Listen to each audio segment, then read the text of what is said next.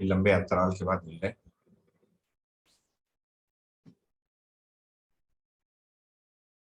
मुझे लगता है 1 सप्ताह हो गया ना, 2-3 वीकेंड निकल गया। 3 वीकेंड निकल गया।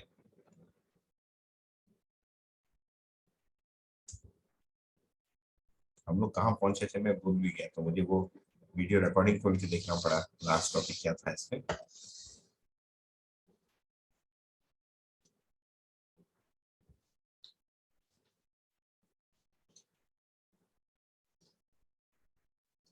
तो परिचय शिविर के ही क्रम को आगे बढ़ा रहे हैं।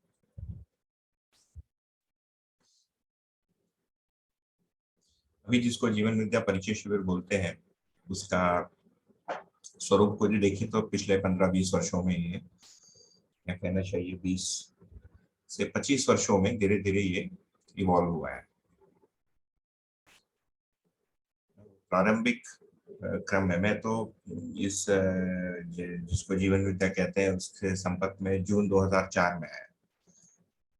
लगभग 16 जून में भी 18 वर्ष हो रहे पूरा।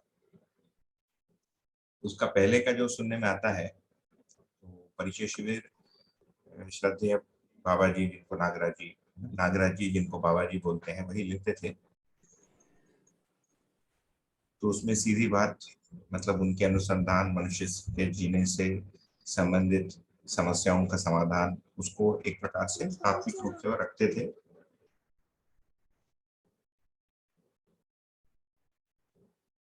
साधना पूर्वक समाधि प्राप्त करके उसके बाद संयम एक प्रक्रिया है, उसको आगे हम जब विकल्प पुस्तिका को अध्ययन करेंगे तब उस पर और चर्चा होगी। वैसा आदमी जब बोलता है तो उसकी रिकॉर्डिंग है 97 और 99 की, जो भी यूट्यूब पे भी मिलेगा आपको। ऐसा लगता है कि फायर होस से पानी निकल रहा है। जो फायर इंजन का जो पाइप होता है उससे जो पानी निकलता है, जिस फोर्स से निकलता है उस फोर्स से निकलता था। तो कहते हैं कि 94 तो ये जीवन विद्या योजना जो है लोकवापीकरण के अर्थ में नागराज जी ने बनाया। तो जीवन विद्या योजना के अंतर्गत फिर अभी जो अडल्ट के साथ, वयस्कों के साथ जो भी कार्यक्रम हो रहा है देश में, वो जीवन विद्या योजना के अंतर्गत है।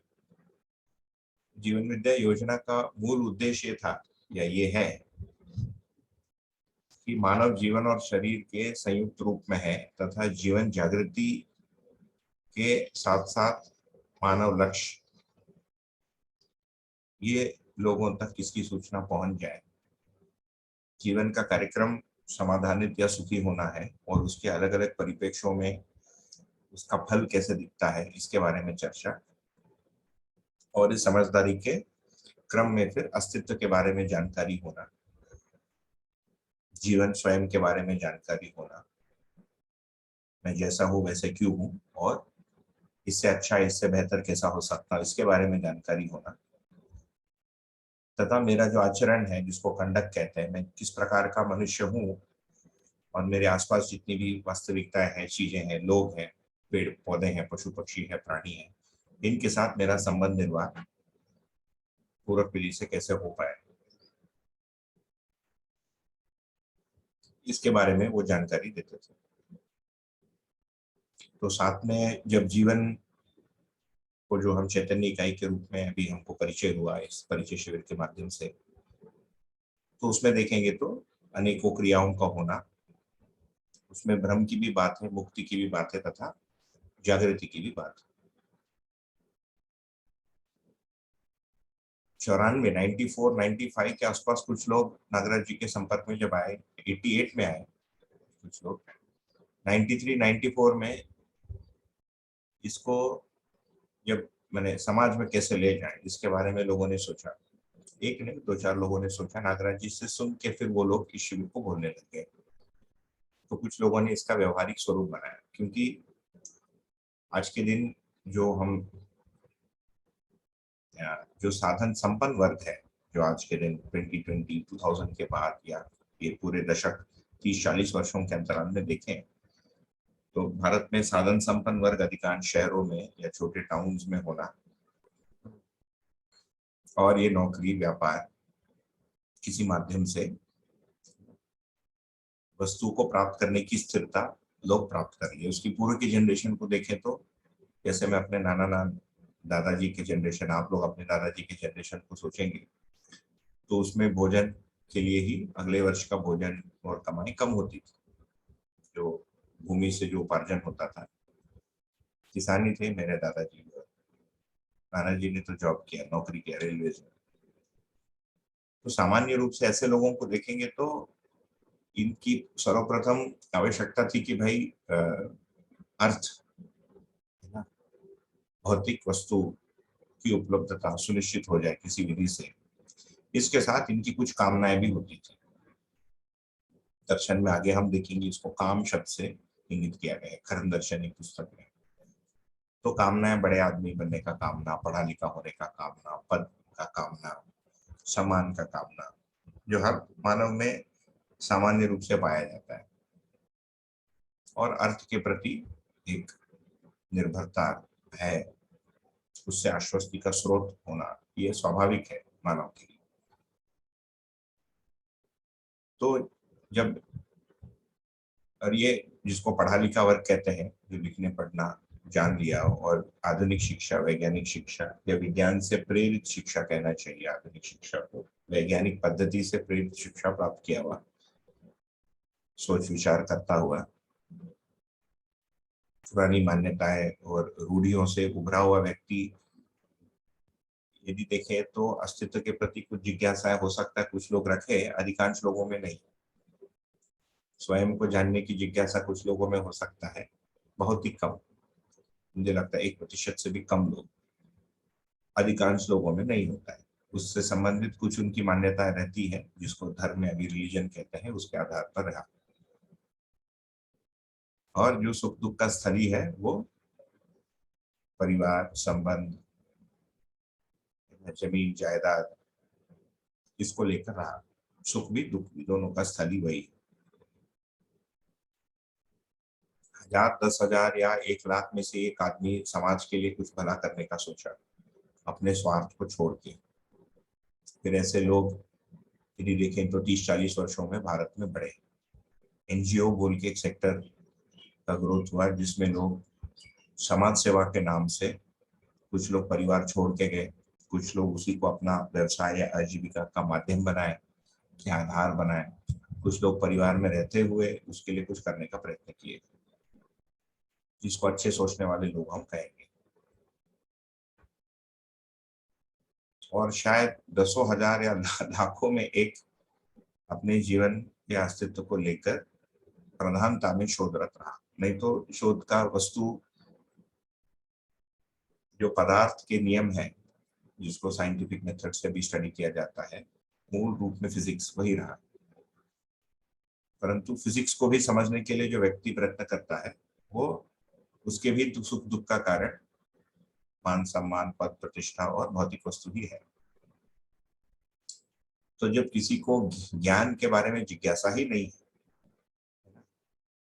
और ऐसा ज्ञान जब एक व्यक्ति कह रहा है कि जिसको मानव जाति प्रारंभिक काल से समझने का प्रयत्न करता आया है और उसमें सफलताएं भी मिली है लोगों को, ऐसा नहीं है कि नहीं मिला है। अस्तित्व के प्रति निर्भ्रम हुए लोग, जैसे सूर्य भगवान की जगह, सूर्य जो है हीलियम का एक, है ना, बड़ा मास बन गया, धरती से 1000 गुना बड़ा। तो इस प्रकार से भ्रम तो टूटे लोगों के। उसके पहले उसको पूछते थे, फायर वर्शिप होता था, सूर्य भगवान का भी मैंने पूजा होता था। तो ऐसे लोगों के सामने रखने के क्रम में ये अभी का जीवन विद्या का ये जो आपके सामने एक छोटा स्वरूप प्रस्तुत है, ये धीरे धीरे पनपा। तो फाइनली जीवन विद्या, जो ऑडियंस है, जो सुनने वाले लोग हैं, वो क्या सोचते हैं, उनसे इस बात को कैसे कनेक्ट किया जाए, ये हम कैसे कम्युनिकेट करें कि आपके अभी जितने भी समस्या है उसके मूल में जो मुख्य कारण है वो अस्तित्व, स्वयं या चैतन्य इकाई, और चैतन्य इकाई का जीने का स्वरूप मानव परंपरा में, जिसको संबंध और आचरण कहेंगे, इसके प्रति स्पष्टता के नहीं होने के कारण ये सारा हो रहा है। तो उत्तर क्या है, बहुत सिंपल है, इसके प्रति स्पष्टता को प्राप्त किया जाए। तो ये जिंदगी या जीवन जीने का एक प्रधान उद्देश्य मानव का बन जाता है। ये एक लाइन, ये होने से एक व्यक्ति फिर, क्योंकि हर मानव सुखी होना चाहता ही है ना, समस्या से मुक्ति होना चाहता ही है, ये सारी चीजें जब उसके प्रधानता में आती है, और जागृति क्रम भी एक सच्चाई है जिसको आगे हम अध्ययन करेंगे। हर मानव में एक ही प्रकार का जिज्ञासा है ऐसा पाया नहीं जाता। सुखी हर कोई होना चाहता है, कुछ लोग शांतिपूर्वक भी जीना चाहते हैं, कुछ लोग संतोष भी चाहते हैं। तो ऐसे जनमानस के सामने इस परिचय शिविर का स्वरूप धीरे धीरे उभरा। तो एक व्यक्ति ने कुछ रखा, उसको सुन के किसी और दूसरे व्यक्ति ने अपनी कुछ कल्पनाशीलता उसमें लगाई। फिर जब समाज के साथ वार्ता प्रारंभ हुआ है ना, मुझे लगता है 95 से लेकर 2000 के बीच, तो कुछ फॉर्मूले बनाए गए। ये फॉर्मूले जो है व्यक्त होने के फॉर्मूले है ना, व्हाट क्लिक्स विद पीपल। अब ये जो व्हाट क्लिक्स है ना, लोगों में क्या क्लिक होता है, ये ऑडियंस के ऊपर निर्भर करता है। जिसके पास अंतिम वस्तु की जिज्ञासा है उनके लिए जो वस्तुएं क्लिक करती है, और जिनके पास कोई जिज्ञासा नहीं है या अभी जिज्ञासा प्रारंभ नहीं हुआ है या उसके लिए अवसर नहीं बना है, इन दोनों के लिए रखने का क्रम, रखने की वस्तु, उसकी शैली तो भिन्न तो होगी, है ना, ये तो हर किसी को समझ में आता है। उन दिनों मुझे पता है, और उसका रिकॉर्ड आपको एक स्टूडेंट लाइब्रेरी ऑनलाइन अपने दर्शन के साइट पर मिल जाएगा, कुछ कुछ रिकॉर्ड। तो गांव में भी परिचय शिविर किए गए, ट्राइबल, जिसको ट्राइबल एरिया भी बोलते हैं, आदिवासी क्षेत्र, उसमें भी परिचय शिविर लिए गए। तो इसकी टेस्टिंग हुई, ये एक टेस्टिंग फेज था 90 से लेकर 98 तक, और ये पाया गया कि प्रत्येक जगह मानव इसको एक ही विधि से स्वीकारता है। एक पुराने, जिसको अभी प्रबोधक बोलते हैं, जीवन विद्या परिचय शिविर के, उन्होंने ये भी कहा कि अभी तक सबसे यूनिक प्रश्न एक बस्तर के किसी ट्राइबल में किसी आदमी ने पूछा, जिसका उत्तर उनके पास नहीं था। नहीं तो परिचय शिविर एक फॉर्मूला जैसा बन जाता है, हमको पहले से पता रहता है कि आदमी कैसा सोचता है, क्योंकि प्रबोधक पहले से अस्तित्व, जीवन तथा आचरण के प्रति अपना स्वयं का कुछ अध्ययन किया रहता है और कुछ स्पष्टता पाया रहता है। इसीलिए जो भी प्रश्न उभर रहे हैं शिविरार्थियों के से, एक तो उनका समस्या क्या है पहले से आपको पता है, भले ही उनको पता हो ना हो या उस क्लैरिटी के साथ पता ना हो। फिर वो जो समस्या है किस वास्तविकता के स्पष्टता के अभाव में है, ये भी आपको पता है। इसीलिए उत्तर जो है इसमें एक सुरीली ढंग से, एक सिस्टमैटिक ढंग से, बिना विरोधाभास के कंसिस्टेंटली निकलता है। ये इसकी खासियत है, ये इसके मूल वस्तु की खासियत है। 2000 के बाद 2010 तक फिर परिचय शिविरों की काफी दौर चली। अनेकों परिचय शिविर लेने के लिए अनेकों प्रबोधक, जिसको हम बोलते हैं, लोगों का मन हुआ, क्योंकि ये समाज में परिवर्तन के लिए और एक अच्छाई को ले जाने के लिए एक अच्छा माध्यम, एक सशक्त माध्यम के रूप में देखा गया। तो उसमें बहुत सारा मेहनत हुआ है। तो 2008-9 में जब मुझे किन्हीं लोगों को परिचय शिविर लेने के लिए, ट्रेनिंग देने के लिए बताया गया, तो मैं स्वयं ही परिचय शिविर लिया नहीं था उस समय। तो फिर मैंने सोचा कि कुछ नोट बनाया जाए, क्योंकि ताकि इसमें कुछ कंसिस्टेंसी आ जाए, इसीलिए ये नोट बना। बाकी आगे जाकर एक पुस्तक इंग्लिश में लिखी गई, वो अभी छपी भी नहीं है, वो विद्यार्थियों के लिए लिखा जो इंजीनियरिंग कॉलेजेस में है। इसमें जीवन विद्या परिचय शिविर अभी का सामान्य रूप से इसको हमको कहना चाहिए, यह व्यवहारिक शिविर है या व्यवहारिकता प्रधान शिविर है, जिसमें संबंध, और जो लोग वयस्क हैं उनमें संबंधों की समस्या आती है। विवाह के कुछ पहले कुछ वर्षों में तो होता नहीं, आगे बढ़ते बढ़ते वो संबंध का जो पोटली है और उसमें समस्या बढ़ता जाता है। तो 35, 40, 50, 60 के आयु का व्यक्ति उसको झेला रहता है। उसका जब समाधान मिलता है तो लोग बहुत ही उत्साहित और प्रफुल्लित होते हैं। आप 21-22 साल के एक व्यक्ति या 18 साल के एक बच्चे से पूछ लीजिए, एक युवा से, उनको संबंधों को लेकर कोई तकलीफ नहीं होती। उनके अच्छे मित्र होते हैं और झगड़ा भी करते हैं ये लोग, और बहुत जल्दी आपस में, है ना, सुलझा भी लेते हैं। आर्थिक व्यवस्था या अर्थव्यवस्था को लेकर भी इनमें समस्या नहीं रहती, क्योंकि अर्थव्यवस्था कहीं से आ रहा है, माता पिता समाज है ना, इनका संरक्षण किया रहता है। तो जो बड़ों की जो दो समस्या है, पैसे और पैसे से लेकर जो दुख है या अशांति है और संबंधों को लेकर पीड़ा, ये दोनों ही युवकों में नहीं पाया जाता है। तो युवाओं को जब बताएंगे तो शिक्षा में, जैसे ये सामने है स्क्रीन में, शिक्षा में क्या तकलीफ,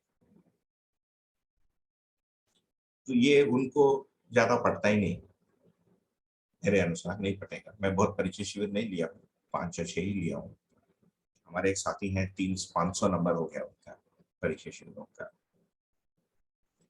तो ये जीवन विद्या शिविर जीवन विद्या के प्रति हमारा रुझान हो, उसके लिए। तो श्रद्धेय नागराज जी का जो परिचय शिविर है, उसकी एक रिकॉर्डिंग है 99 में, उसी से जीवन विद्या परिचय बोल के पुस्तक बाद में लिपिबद्ध की गई। वो एक्चुअली उनका परिचय शिविर, इसमें परमाणु, भूखे परमाणु, अजीर्ण परमाणु, जीवन का विकास, ये सब के बारे में चर्चा है। तो ऐसा लगता है कि ये जो जीवन विद्या शिविर जिसको अभी हम बोलते हैं, इसीलिए इसका नाम है प्राथमिक परिचय शिविर, प्रिलिमिनरी, क्योंकि कई लोग, हम लोग इसके बारे में सोचे ही नहीं रहते हैं, या कोई समाधान संभव है ये भी हमको विश्वास होता ही नहीं। फिर ये भी देखा गया कि परिचय शिविर करने मात्र से ही लोगों में बहुत सारा गुणात्मक परिवर्तन या कुछ कुछ उपलब्धियां शीघ्र रूप में जल्दी हो जाता है, जिसको क्विक रिजल्ट कहेंगे। कुछ स्पष्टता बन गई या कोई बड़ी स्पष्टता सडनली हाथ लग गई शिविर के क्रम में, तो हमको जीवन का एक दिशा दिख गया, या पैसे का स्थान दिख गया, या भौतिक वस्तुओं का स्थान दिख गया, या संबंधों का स्वरूप दिख गया, या अपनी कोई गलतियां दिख गई, तो इसलिए हम सुधार के लिए फिर उत्साहित हो जाते हैं। इससे हमारी जिज्ञासा बनती है आगे समझने के लिए, और समाज के स्तर पर सार्थकता कैसे हो सकता है, और आज जिस समाज में हम जी रहे हैं उसमें समस्याओं का एक सटीक समीक्षा इस दर्शन के आधार पर हमको प्राप्त होता है, जो लोगों को स्वीकार होता है। इस घटना को कहेंगे भास होना, व्यवस्था का भास होता है। भास होने का मतलब अंदर कुछ घंटी बजता है कि ये सही है, फिर उसका वेरिफिकेशन करने के लिए बाहर हमको किसी से पूछने की आवश्यकता नहीं पड़ती है ना। जैसे मैं चोरी नहीं करूंगा, ये मेरा निर्णय है, ये मुझे ठीक लगता है। बाहर कोई भी कुछ भी थ्योरी बना ले, ये मेरी अपनी एक समझ बनी हुई, तो ये इसको हम कहेंगे भास। तो कुल इसका जो संदर्भ है वो ऐसा है, जीवन विद्या शिविर। अभी तो बहुत पॉपुलर हो रहा है, हुआ भी है जीवन विद्या शिविर। बहुत का मतलब पहले के तुलना में, संसार जहाँ खड़ा है उसके तुलना में देखें तो संख्या बहुत ही कम है, नगण्य, नोवेयर, परंतु ये तो दिखता ही है कि मानव अभी और अधिकाधिक तादाद में केवल भौतिक वस्तुओं के साथ एकत्रित नहीं हो पा रहा है, क्योंकि जो न्यू इकोनॉमी आ गई उससे आदमी 20-30-40 वर्ष की आयु तक कोई लखपति कोई करोड़पति बन ही जा रहा है, घर बन जा रहा है, जिसके लिए लोगों को पहले कई जनरेशन काम करना होता था। एक घर 3 जनरेशन में बनता था, और घर यदि बन गया उसमें शायद 3 या 4 जनरेशन रहते थे। अभी एक ही जनरेशन में आदमी एक से अनेक, 2-3, किसी के पास 6 घर, तो पेट तो भर ही जाता है, और खा के भी थक जाते हैं, या खाते खाते शरीर साथ नहीं देता, उससे भी थकान हो जाती है। जैसे अभी मेरी 45 वर्ष की आयु है, अभी वैसा भोजन नहीं किया जाता जो मैं 20s और 30s में कर सकता था, नहीं उससे ऐसे रुचि बन पाती। वो स्पष्टता के कारण है या आयु के कारण है, ये कहना बड़ा कठिन है। तो शरीर भी साथ नहीं देता, आपको समझा, you can't eat, you can't do those things. तो अभी भी अपने देश में भी देखेंगे तो अनेकों यूट्यूब पर चैनल, पुस्तकें, सेल्फ हेल्प ग्रुप्स, ना, art of living, science of living, meditation of living, सरल समाधि, सहज समाधि, आसान समाधि, है ना, जो बहुत सारे लोग कर ही रहे हैं।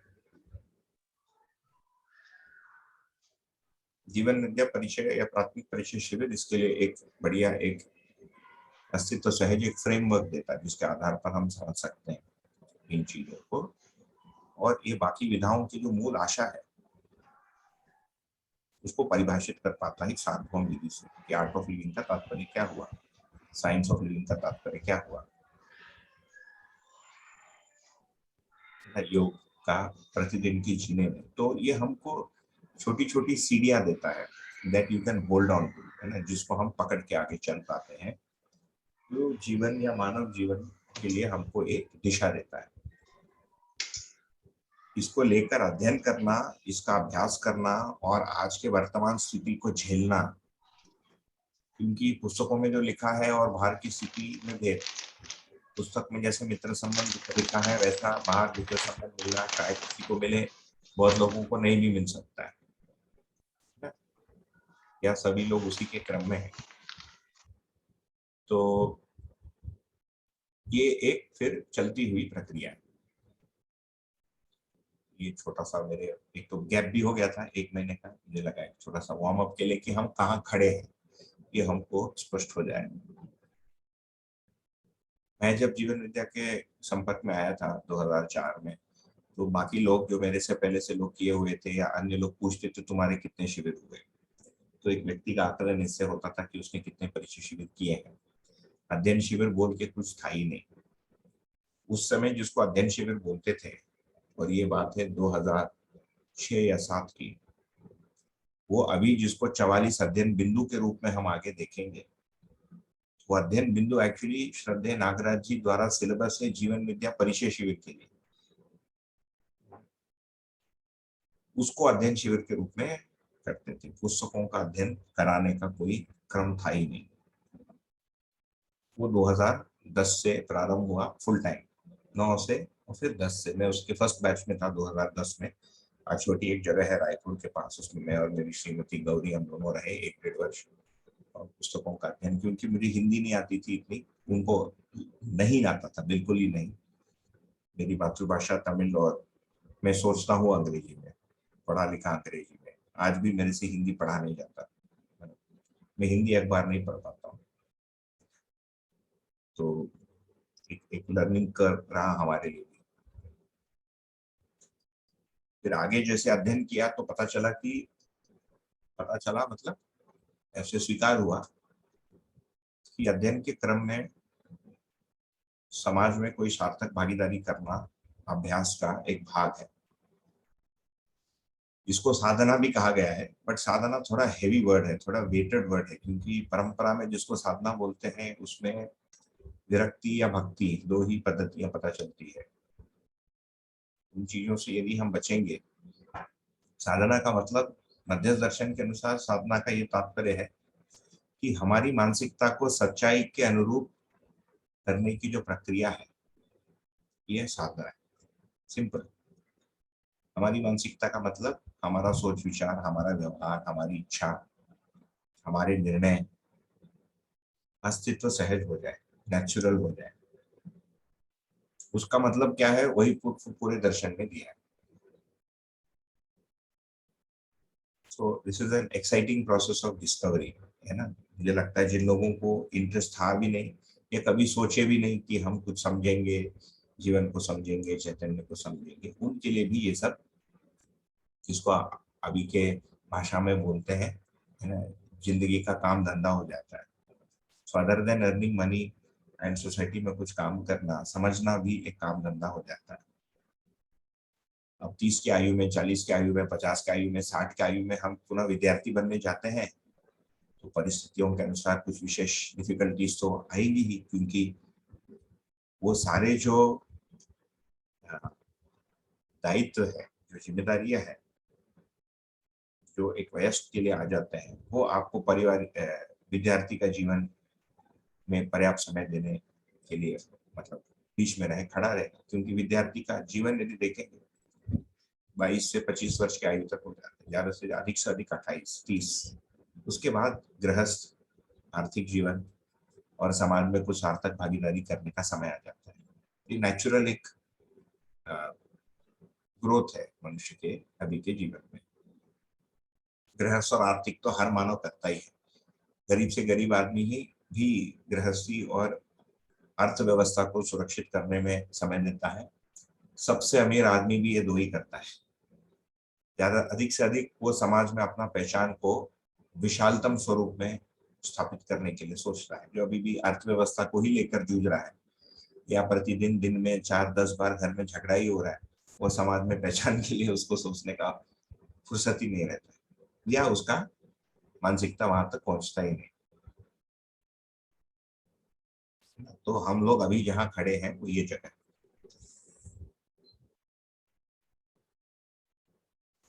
भारत में कई दर्शन हुए, कुछ लोग बोलते हैं 18 दर्शनों का लिस्ट एक देखा हूं मैं, जिसको दर्शन बोलते हैं। दर्शन का मतलब वास्तविकता जैसा है उसको वैसे ही समझने का जो दावा करता है उसका नाम है दर्शन। उसको देखना दर्शन की क्रिया है। उसको लिखित रूप में जब लिखते हैं तो दावा करते हैं कि ये अस्तित्व है, दिस इज रियलिटी। तो भारतीय दर्शनों की एक खासियत रही कि ये मैंने स्वयं को, जो दृष्टा है, उसको केंद्र में रखकर उसने हमेशा बात किया है। और ये चीजें जीने से कैसे जुड़ेंगी, इंटरनेट स्टेबल अनस्टेबल बता रहा है। स्टेबल साउंड आ रहा है, ध्वनि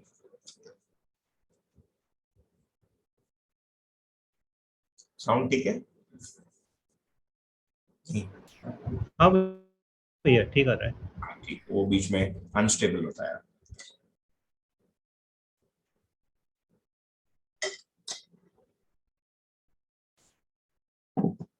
तो वो कभी फिर कभी उसका संदर्भ आएगा तो बात करेंगे, यदि जरूरत पड़ेगी तो।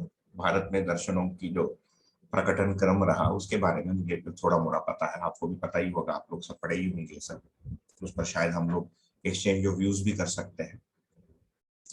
परंतु एक दर्शन के संदर्भ में देखें तो ये बिल्कुल ही इन्फेंसी है इस दर्शन का। It is almost like the first day of birth. Madhya Darshan in terms of darshan timeline is still in its first day. First day में बच्चा जैसे आंख खोल के देख रहा है और क्या कर रहा है, प्रयत्न कर रहा है, उस जगह पर खड़ा है। इसके अध्येता भी यहीं पर खड़े हैं, इसकी समाज में प्रभाव भी यहीं पर खड़ी है। अभी इसका बहुत सारा आगे विकास होना है, तो बहुत सारी चीजें का हम बात करेंगे, they will seem very futuristic, क्योंकि है ही फ्यूचरिस्टिक, है ना। अभी जो चल रहा है उससे हम संतुष्ट हैं, तो फिर फ्यूचर की आवश्यकता ही नहीं है, मतलब या डिफरेंट फ्यूचर की आवश्यकता ही नहीं है।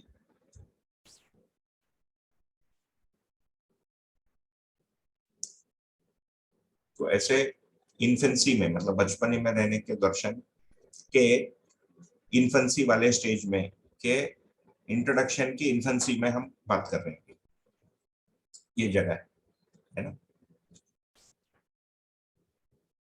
तो उस क्रम में हम समाज व्यवस्था पर अपना चर्चा प्रारंभ किए थे, क्योंकि हर मानव समाज से जुड़ा ही, किसी भी देश काल में, आज के देश काल में तो अच्छे से जुड़े, क्योंकि शिक्षा का केंद्रीकरण हुआ, न्याय व्यवस्था का प्रत्येक देश में केंद्रीकरण हुआ है, मतलब देशों की संविधान बने और एक स्थायी न्याय व्यवस्था, एक स्थायी शिक्षा व्यवस्था, सही गलत हो, but there is a defined stable production की सिस्टम, स्टेट की मशीनरीज होती हैं सुरक्षा के लिए। जैसे भारत में अभी अग्निपथ अग्निवीर बोल के सरकार ने कोई स्कीम को जस्ट अनाउंस ही किया और लोग खुदकुशी करने लग गए, ट्रेन जलाने लग गए।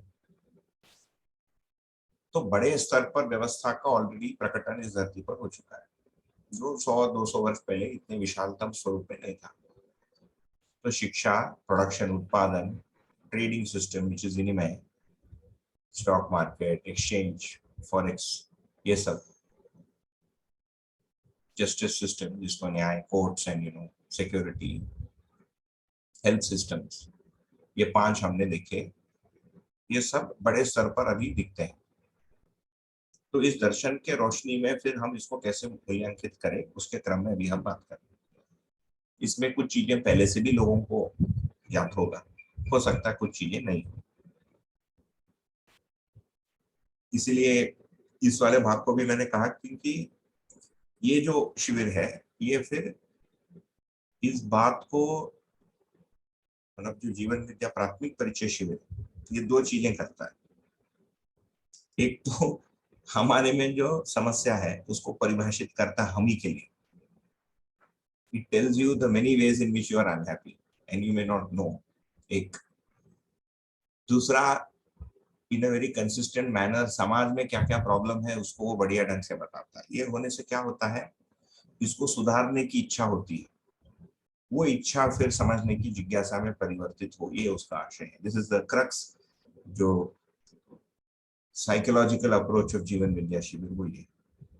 इस बीच में लोग जब थक जाते हैं तो थोड़ा सा चुटकुला, जोक्स, ये सब चलता है, बिकॉज ग्रहणशीलता, ग्राह्यता कम होता है, आयु बढ़ते बढ़ते और कम होता है। So then you need some jokes. ये ऑनलाइन लेक्चर मोड है, so there is no scope for making any jokes, I can't see you. ये इंटरैक्टिव नहीं है, नहीं तो इसीलिए जीवन विद्या Shivir are also enjoyable because sometimes the quality of the jokes is also very high. थोड़ा intellectual bent रहता है उसमें, और ये हमारे इंटरेस्ट को वो छूता है।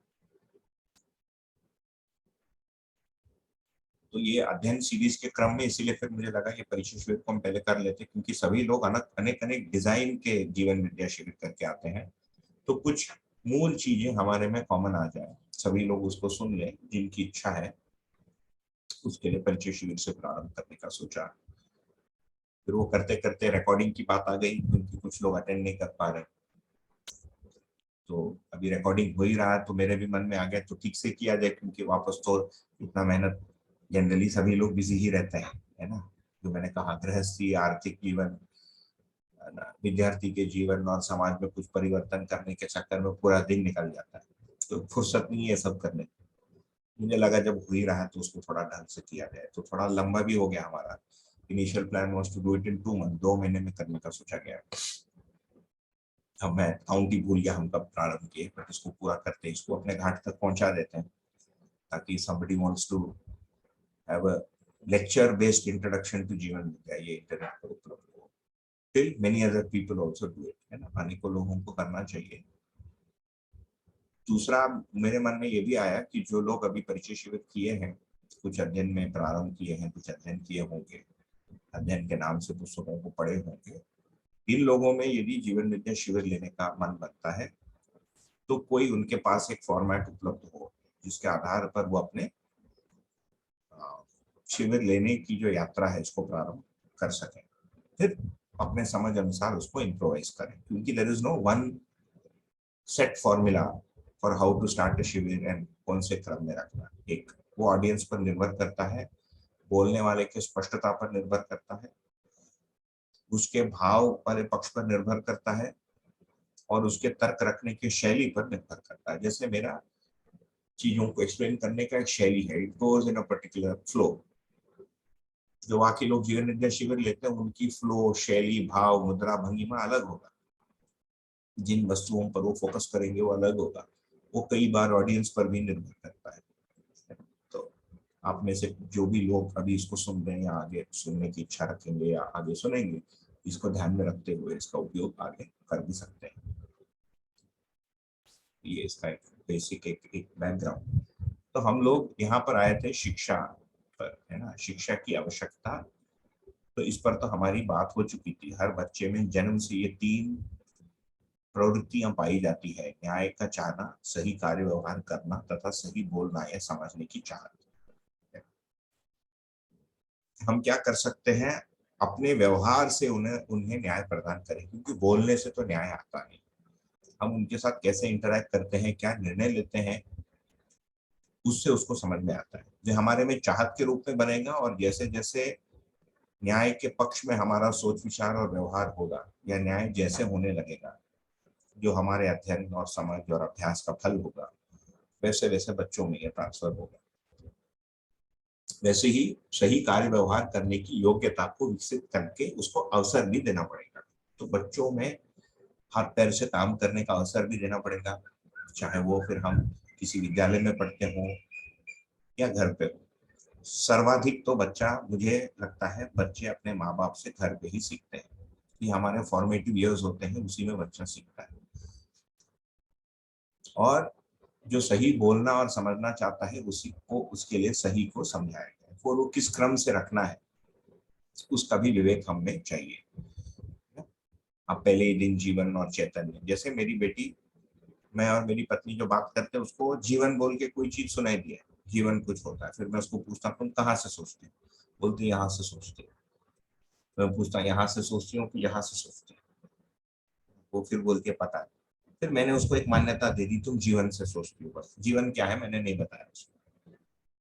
धीरे धीरे शायद किसी दिन उसमें जिज्ञासा बनेगा, तुम 5 साल से मुझे जीवन जीवन बोलते हो, जीवन है क्या, तब उसको बोलने का अवसर बनेगा। सो इफ यू सी, बच्चे को शिक्षा देना या एक बच्चा शिक्षित होना is a very live, very long, very dynamic process, और हर बच्चे में थोड़ा भिन्न गति से, भिन्न प्रवृत्ति के अनुसार वो बनेगा। So it is very deep और बहुत ही सटल, बहुत ही सूक्ष्म एक प्रक्रिया के रूप में समझ में आता है।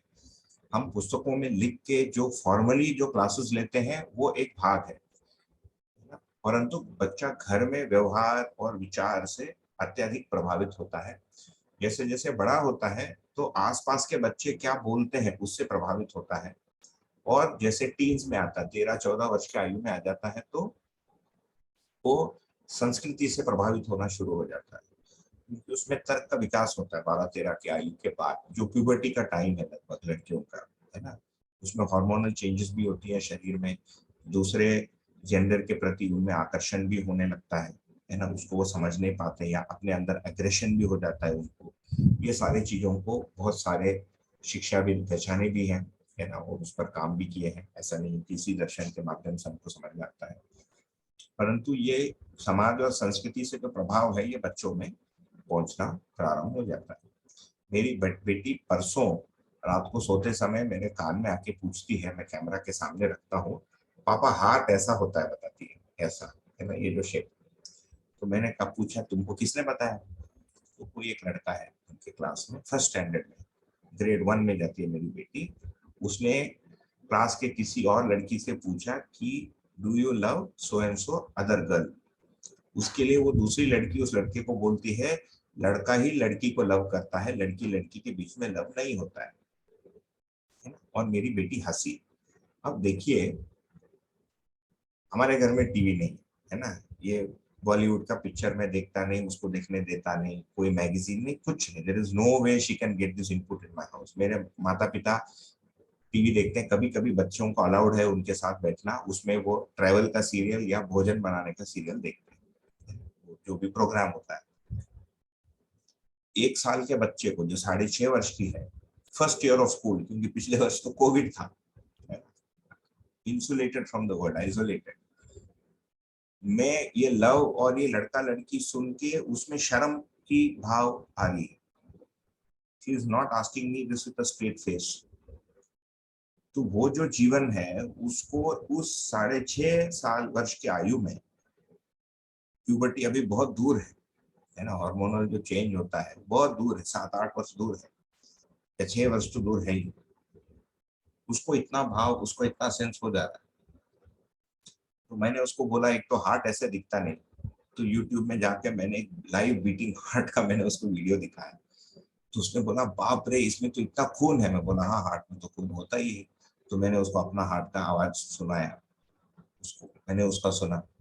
फिर मैंने कहा तू जो ऐसा दिखाई थी वो क्या है फिर इसका मतलब ऐसा कुछ होता नहीं। मैं बोला बिल्कुल ऐसा कुछ होता नहीं। तो नेक्स्ट टाइम वो लड़का ऐसा बोलता है तो उसको बोला हार्ट में तो खून होता है ना, और वो ऐसे धड़कता है। अच्छा, ये हार्ट को इसीलिए साधना पद्धतियों में भी heart is said to be the seat of love, जो विश्व प्रेम। अभी जीवन और शरीर है, आगे जाके शायद हमारा कभी संदर्भ बनेगा, तो जीवन जिसको हम जीवन क्रिया कह रहे हैं, मन वृत्ति चित्त बुद्धि एवं आत्मा, उसमें मन ब्रेन या मेधस के साथ है ना इंटेंगल होकर कार्य करता है। तो मन के जो भी विचार है या वृत्ति का जो भी विचार है और मन में जो भी उसका प्रभाव पड़ता है या मन में जो भी भाव बनता है उसका सीधा प्रभाव शरीर पर पड़ता है। एंड स्पेसिफिक इमोशंस है ना, जो भाव है मन में या जीवन में, they cause an impact in specific areas of the body.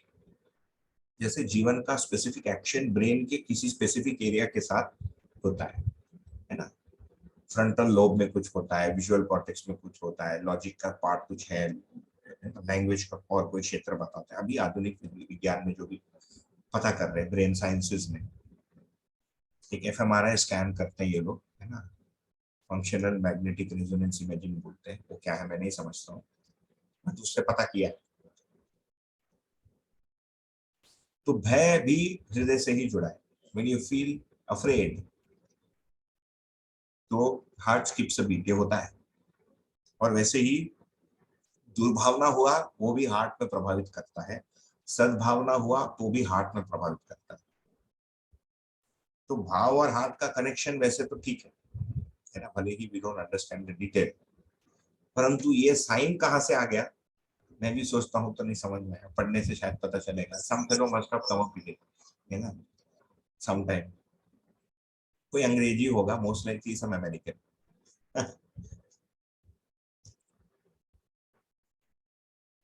तो बच्चों की शिक्षा इफ यू सी बहुत ही एक सूक्ष्म प्रक्रिया, और उसमें हमारी स्पष्टता, हमारा उसके साथ संबंध, डिपेंडिंग ऑन कौन से एज में हम कर रहे हैं ना। किसी का, मेरी बेटी 6 वर्ष की है तो आई हैव टाइम, किसी का 12 का हो गया, किसी का 25 साल का लड़का हो गया, देन यू कैन नॉट, वो आपसे सुनेगा ही नहीं ये सारी चीजें। क्यों नहीं सुनेगा, उसके मूल में जाएंगे, क्योंकि जीवन रूप में वो पूरा है। हमारे लिए हमारा 22 साल या 18 साल का लड़का है, बट उसके जीवन के दृष्टि से देखेंगे, ही फील्स ही और she has grown up already, क्योंकि समाज भी उसको बोलता है कि तुम बड़े हो गए हो। 18 साल का हो गया तो वो अभी भारत का प्रधानमंत्री चयन करने योग्य हो गया, he has voting rights, he will be treated as an adult by law.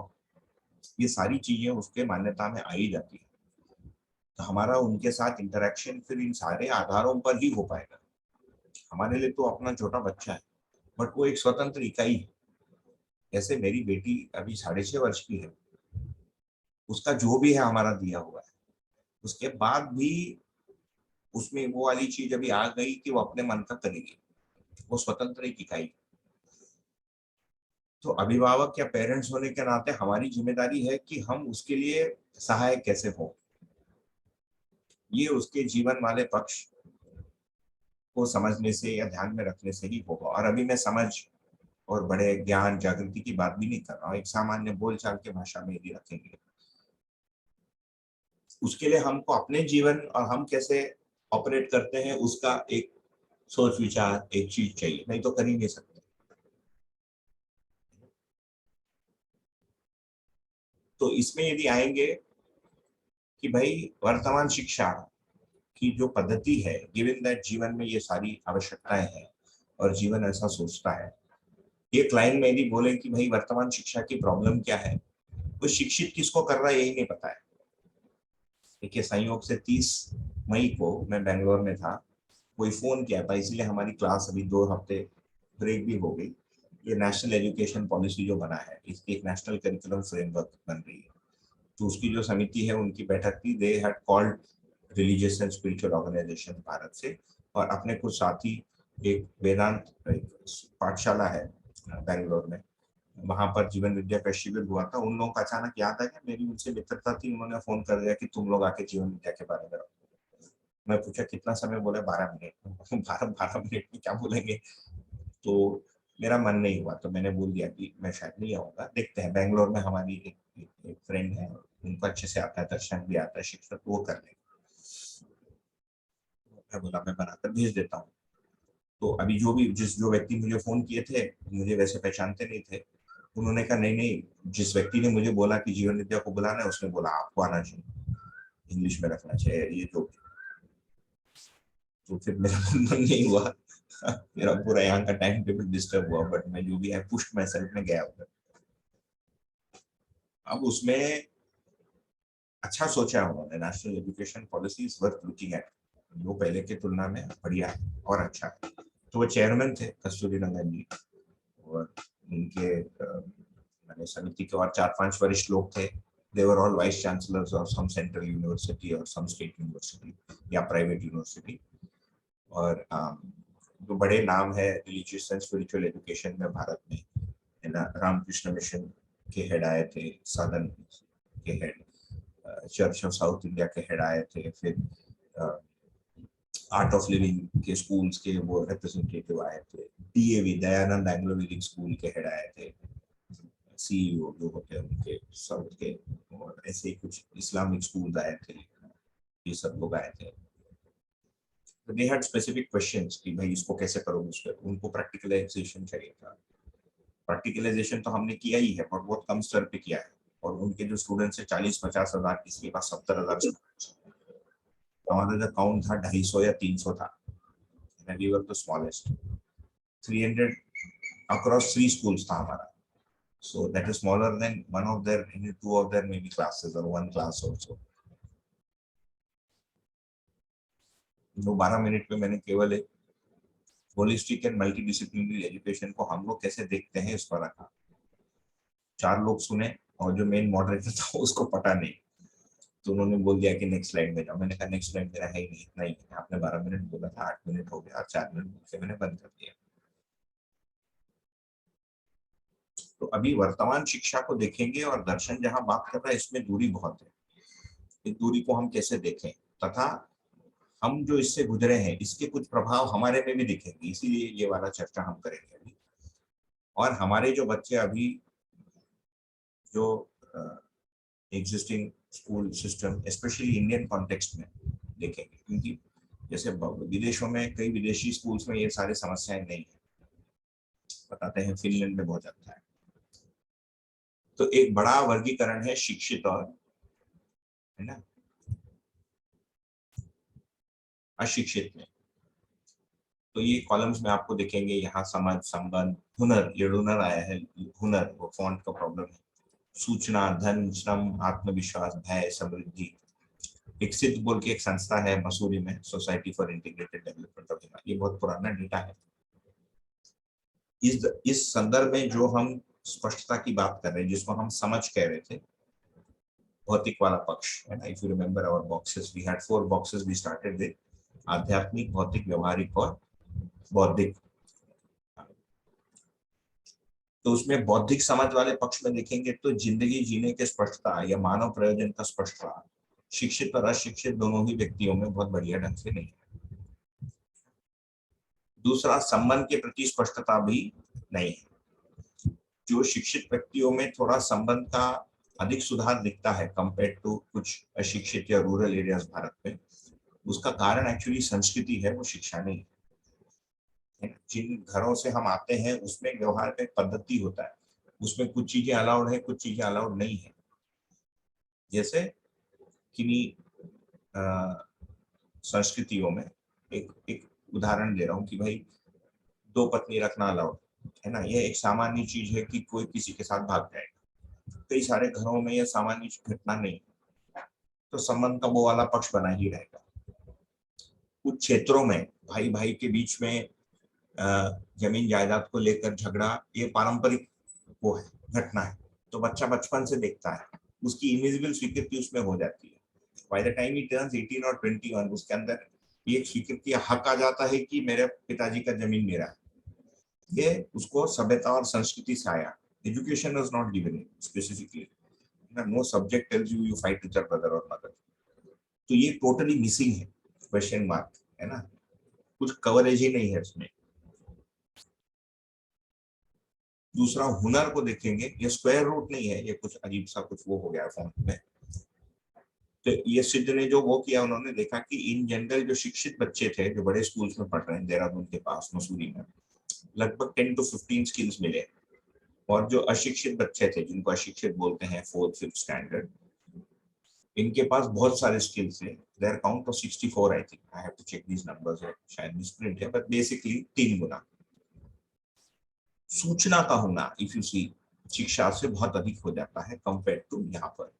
और सूचना के साथ एक कॉलम हम जोड़ सकते हैं जो इसमें मिसिंग है, तर्क का विकास तथा मैथमेटिक्स, गणितीय विकास, ये भी शिक्षा के द्वारा प्राप्त होता है। तो आधुनिक शिक्षा is definitely giving us more information via different subjects, और गणित का अच्छा प्रयोग है, और गणित के प्रयोग के कारण जो प्रॉब्लम सॉल्विंग स्किल्स हैं ये बढ़ती हैं, इससे तर्क का विकास होता है ना। तो लॉजिकली अप्रोचिंग अ प्रॉब्लम, ये वाली चीज तो बढ़ती है अभी की शिक्षा में। धन को देखेंगे तो शिक्षित, जनरली शिक्षित व्यक्तियों में धन या धन कमाने की संभावना अधिक होती है।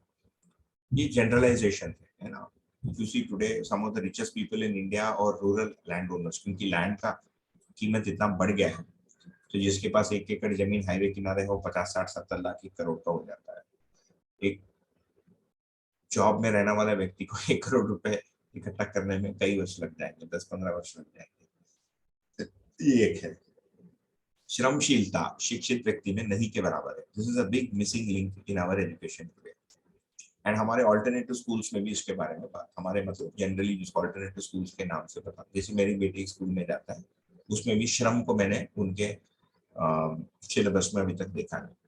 एंड जो खासकर जो सिटी में हम लोग रहते हैं अभी इंडियन सिटीज में, क्योंकि लेबर सस्ता है, तो हमारे घरों में सामान्य रूप से कोई खाना बनाने के लिए आ जाता है, कोई गार्डन देखने के लिए आ जाता है, कोई साफ सफाई करने के लिए आ जाता है। तो बच्चों में श्रम से वंचित होना 100% हो ही जाता है।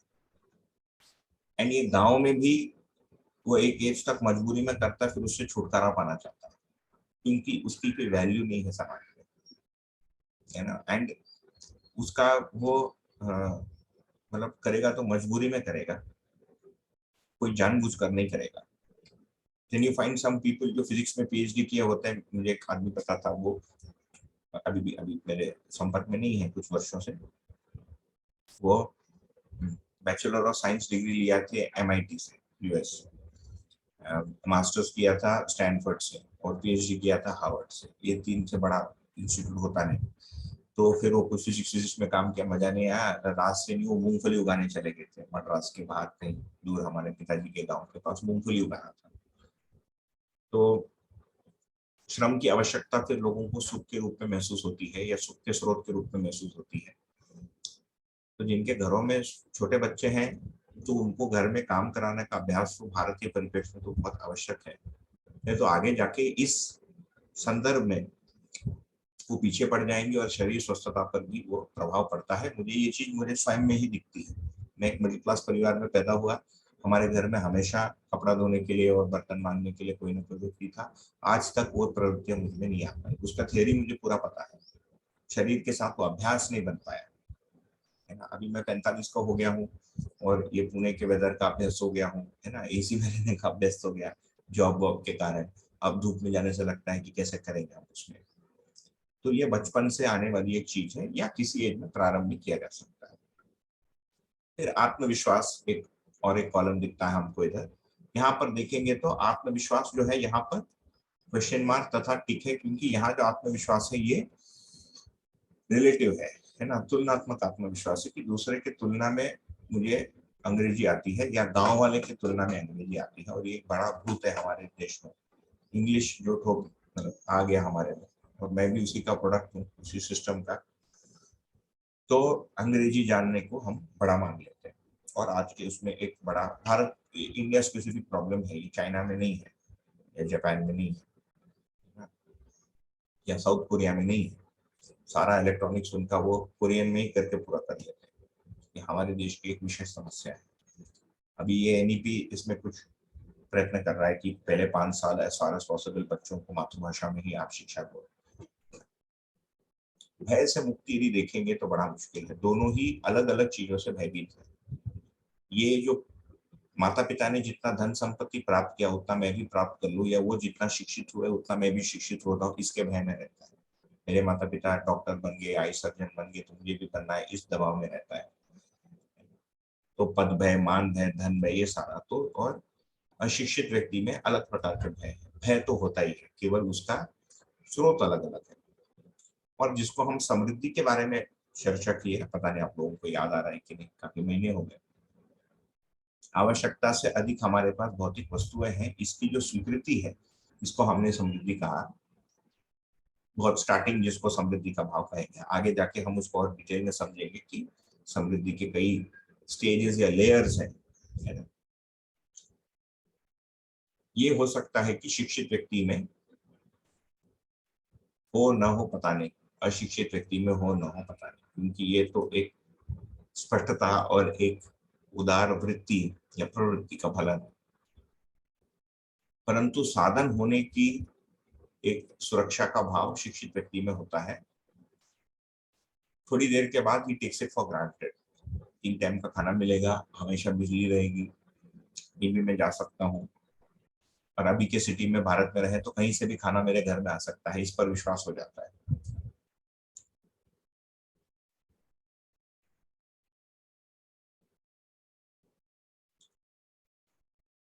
तो कुछ अभी की शिक्षा के प्रभाव देखेंगे तो एक तो अहंकार का विकास होता है संभव, ये स्पेसिफिकली एजुकेशन में बताया नहीं जा रहा है, एंड ये ऑल्टरनेटिव एंड कन्वेंशनल स्कूल दोनों में ही ये प्रॉब्लम है। इनफैक्ट जो ऑल्टरनेटिव स्कूल में जो बच्चे जाते हैं उनमें ये बड़ा प्रॉब्लम आ जाता है कि अहंकार को हम एक बहुत ब्रॉड, जिसको ईगो बोलते हैं, उस अर्थ में ले रहे हैं। बाद में we will see that there are many grades of अहंकार, वो हमारे अध्ययन में आगे आएगा, मानव व्यवहार दर्शन और आगे। परंतु उनमें भी ये बात आ जाती है क्योंकि मैं अलग हूँ, मैं विशेष हूँ, ये विशेषता वाली बात आ जाती है। तो विशेषता आधुनिक शिक्षा से भी आती है, मतलब conventional education and alternative education में फिर वो सुन लेता है, अपने घर बार में टीचर्स से बात करते हुए सुन लेता है कि वो लोग अलग हैं, मैं विशेष स्कूल में पढ़ता हूँ, या मैं स्कूल नहीं जाता, मैं विद्याशाला जाता हूँ। तो ये भी एक चीज है बच्चों में, 14-15 में आते आते 18, 19, 20, 21 में ये बहुत तगड़ा हो जाता है, और व्यक्तिवादिता पनपती है इस शिक्षा से। इस शिक्षा उसके लिए प्रयत्न नहीं कर रहा है, बट जिस विधि से शिक्षा को दिया जा रहा है, जिसमें कंपटीशन और जिन वस्तुओं को बताया जा रहा है, और संबंध के बारे में बिल्कुल चर्चा नहीं है, और घर में भी पेरेंट्स उसको कुछ बता नहीं पा रहे क्योंकि उनको भी नहीं पता है, तो ये व्यक्तिवादिता, इंडिविजुअलिस्टिक एटीट्यूड बहुत बढ़ता जा रहा है, जो समाज में लोग कह भी रहे हैं। और इसका एक दुष्प्रभाव यह है डिप्रेशन होना, है ना, कि मैं फिर दूसरे जैसे नहीं हूँ, इफ उनके मापदंड के अनुसार मैं परफॉर्म नहीं कर पाया, ये एक बड़ी समस्या है। तो अच्छे पढ़े बच्चे भी डिप्रेशन में जाना, या फर्स्ट आने के बाद भी फर्स्ट में बना रहूं, इसके प्रभाव में आ जाना, ये सब अभी दिखता है। यहाँ पर मैं पॉज कर लेता हूँ, किसी को कुछ अपने ओर से कुछ शेयरिंग करनी हो या कुछ स्पष्टता चाहिए तो बताइए।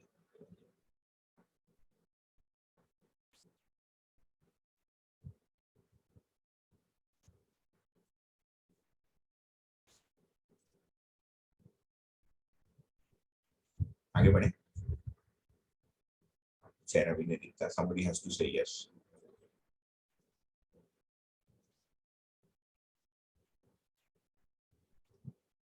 मेरी जी साउंड, भैया बिल्कुल आगे बढ़ सकते हैं।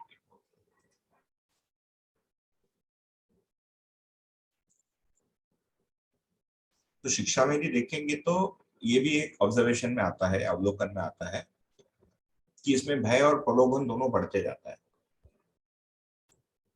1 से 5 के बीच में ये जो एग्जाम का जो सिस्टम है, ये बच्चे में धीरे धीरे प्राण भय को स्थापित करता है, मेरे अनुसार। ये दर्शन में लिखा नहीं है, ये मेरे ऑब्जर्वेशन के अनुसार है। एंड ये कॉलेज आते आते और प्रबल हो जाता है। So you feel that if you don't pass the exam you will die. And मैंने नोटिस किया कि कई वर्ष कॉलेज से निकल के मैं जॉब ज्वाइन करके मैंने घर भी खरीद ली। रात को कुछ सपने में नाइटमेयर आता था कि कल एग्जाम है, और मैंने उसकी तैयारी नहीं की। आजकल नहीं आता, बंद हो गया। काफी समय तक आता रहा। तो ये जो सिस्टम है, स्पेशली भारतीय परिप्रेक्ष्य में, it is very very toxic.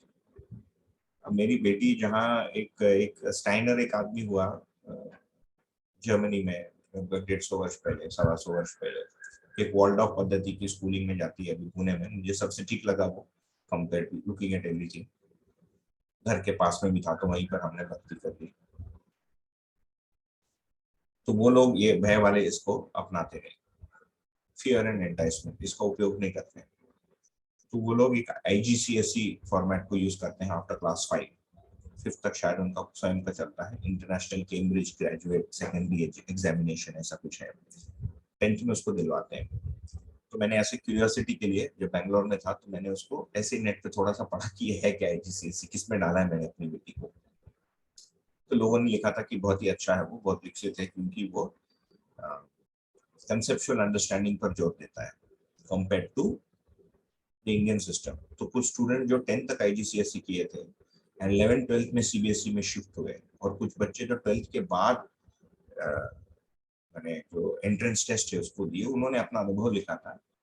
तो एक लड़के ने बहुत अच्छा सा लिखा था कि उसमें आप डिटेल में जाके कंसेप्ट को स्टडी करने में जोर दिया जाता है IGCSE में। एंड इंडियन सिस्टम बेसिकली जैसे नीट हो गया मेडिकल के लिए, if you want to look at professional courses या JEE and associated engineering degrees के एग्जाम्स हो गए, they only check your speed and accuracy, तो कितना फास्ट और कितना एक्यूरेटली आंसर दे सकते हो, रिपीट कर सकते हो, तो तुम्हारा कैलकुलेशन स्पीड को चेक कर सकता है। And memory recall, in case of NEET it will be highly memory recall. A lot of medicine is memory recall, right? Or in fact, most of it. Recalling what medicine has what effect and recalling the trends that you see in patients till date and hence what medicine can be given. ये जो अनुमान है उसके बाद अनुमान आता है based on this memory. That's how medical practice works, right? ये चेक करता है। तो उन्होंने वो सजेशन दिया कि भाई 10th के बाद यदि आपके बच्चे को इंडिया में मेडिकल या इंजीनियरिंग पढ़ना है तो उसको CBSE में शिफ्ट कर लो, 11th में थोड़ा मार्क आएगा, कुछ क्लासेस लगाओ और 12th में जाके है ना वो कुछ दे पाएगा, नीट और CBSE कुछ निकल जाएगा। Of liberal arts or humanities, social sciences, nobody in India studies philosophy. Nobody मतलब no good student. Most good students will not take up philosophy as a subject. है ना? तो बहुत नैरो फोकस है इंडियन सिस्टम का। तो ये प्राण भय एक विकसित होता हुआ हमको दिखता है। तो हम में से जिनके बच्चे कन्वेंशनल स्कूल जा रहे हैं इसको हम ध्यान में रख सकते हैं और वो प्रेशर बच्चे से कैसे हटाया जाए हमारी ओर से हम प्रयत्न कर सकते हैं। बाकी जो समाज से उसको मिलेगा वो मिलेगा ही, हम कुछ कर नहीं सकते उसको। बट ये एजुकेशन मार्क और जॉब और पैसे का जो एक लिंक बन जाता है एक 16 साल के लड़के में, this has to be understood. मैं बैंगलोर गया था तो मेरी वाइफ की कजिन है, उसका बेटा 10th में था, तो वो जब 9th में था मेरे पास आकर मुझे पूछा, मुझे रिटायर हुए 13 वर्ष हो रहे हैं, मतलब 13 वर्ष से मैंने एक पैसा कमाया नहीं ना गंवाया है। उसने मुझसे पूछा कि uncle why don't you have a stable job. 8वीं में था वो। इसका मतलब उसके घर में माता पिता बात किए हैं और उसी को आके वो मुझसे पूछ रहा है। और अभी वो नीट का तैयारी कर रहा है ना, उसके माता पिता दोनों आई सर्जन है, तो वो भी डॉक्टर बनना चाहता है, वो ऑर्थोपेडिक सर्जन बनना चाह रहा है, 12th में है अभी। तो मैंने उसको पूछा तुम क्या क्यों करना चाहते हो? I have to earn a lot of money. उसको इंटरेस्ट है ऑर्थोपेडिक्स में, बट उसके मुंह में जो आता है पहला चीज है कि पैसा। तो मैंने कहा मान ले मैं तेरे को 2 करोड़ रुपए दे देता हूँ, उसके बाद भी तो ऑर्थोपेडिक्स पड़ेगा क्या? तो बौखला गया, बोला ऐसे थोड़ी होता है, ये करने से ही पैसा मिलेगा। पीछे से गुड थिंग, कम से कम फोकट की कमाई का नहीं सोच रहा है वो। बट ये एक चीज है जो हमारे बच्चे बड़े हो रहे हैं, मार्क्स एंड पैसे में जो एक कोरिलेशनशिप है आज, but it is not linear, so this has to be handled properly. And हमारे अंदर ये कनेक्शन है या नहीं, इसको हमको स्टडी करना, because we are a product of this system.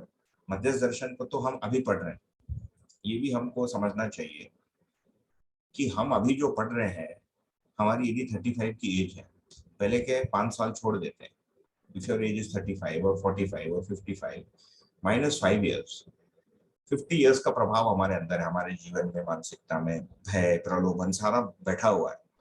उसके स्थान पे एक नई एक स्वरूप बताई जा रही है। जागृति is totally different from what we know today. इसको आगे हम देखेंगे, ये दोनों में कोई कनेक्शन नहीं है जिसको जागृति कहा जा रहा है मध्यस्थ दर्शन में। It will sound similar to something that already exist, क्योंकि लोग वैसे भी एस्टिमेट करते आए, न्याय क्या है, धर्म क्या है, सत्य क्या है ना, मानव क्या है, शिक्षा क्या है। पर यहाँ पर जो बताया जा रहा है it is a totally different है ना मैंने वस्तु। तो इसी शिक्षा तो ये हमारे लिए भी आवश्यक है कि ये स्वयं मूल्यांकन हम भी करें, क्योंकि आगे हम दर्शन में जाएंगे, ये सारी कोई बातचीत नहीं होगी, इतनी नहीं होगी, क्योंकि हम थियरी में चले जाएंगे। When we get into the reading of the books, तो उस वाक्य का तात्पर्य क्या है उसको मैं कैसे समझूं, और पहले से मैंने जो वाक्य पढ़ा है इन दोनों में मैं अंतर संबंध को बिठाने के लिए प्रयत्न करूंगा। पठन को जो हम करेंगे, reading and studying of the books, इसमें प्रधान हमारा फोकस वही होगा। आज के संदर्भ से उसको कैसे जोड़ के देखना है इस पर कम बातचीत होगी, हम कर सकते हैं, पर generally the book will bind you to its subject matter, अपने आप ही होगा वो। कोई भी आप सिस्टम को पढ़ेंगे it will bind you to its subject matter. Medicine पढ़ने जाओगे it will bind you to its terminology and its subject matter. तो ये एक चीज है हमारे लिए भी निरीक्षण के लिए। छठवीं के बाद up to college and for the rest of life मान भय जुड़ जाता है। मान और सम्मान, हमारी शिक्षा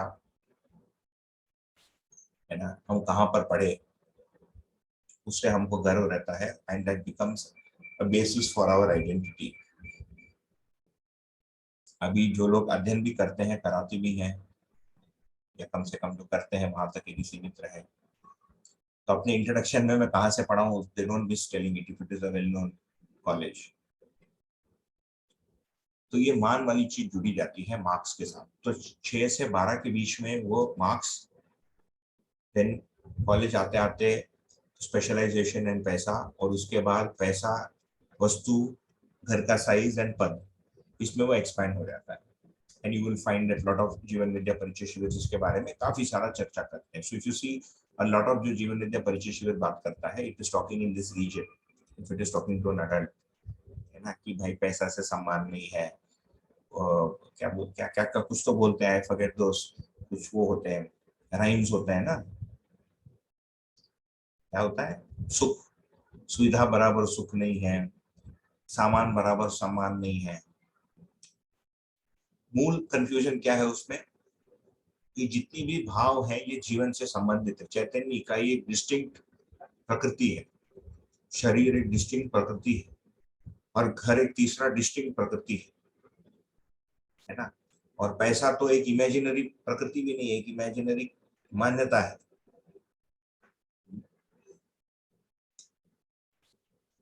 चैतन्य इकाई का जो टेंडेंसी है, it can adopt other identities, ये इसकी खासियत, इसीलिए वो चैतन्य है। That's what makes you and us human. ये पेन कंप्यूटर नहीं हो सकता है। पेन अपना काम करेगा, कंप्यूटर अपना काम करेगा, पेड़ पौधा अपना काम करेगा, कुत्ता भी अपना काम करेगा। आदमी ही ऐसा वस्तु है जो मान सकता है कि ये सारा मेरा है, या ये मान सकता है कि ये मैंने बनाया है, या उसके खोने से दुखी होता है। ये जो एसोसिएशन है एंड आइडेंटिटी है, ये चैतन्य इकाई की खासियत है। उन आइडेंटिटीज को हमको समझना है, यदि हम उन घटनाओं को अपने आप में समझना चाहते हैं तो, है ना।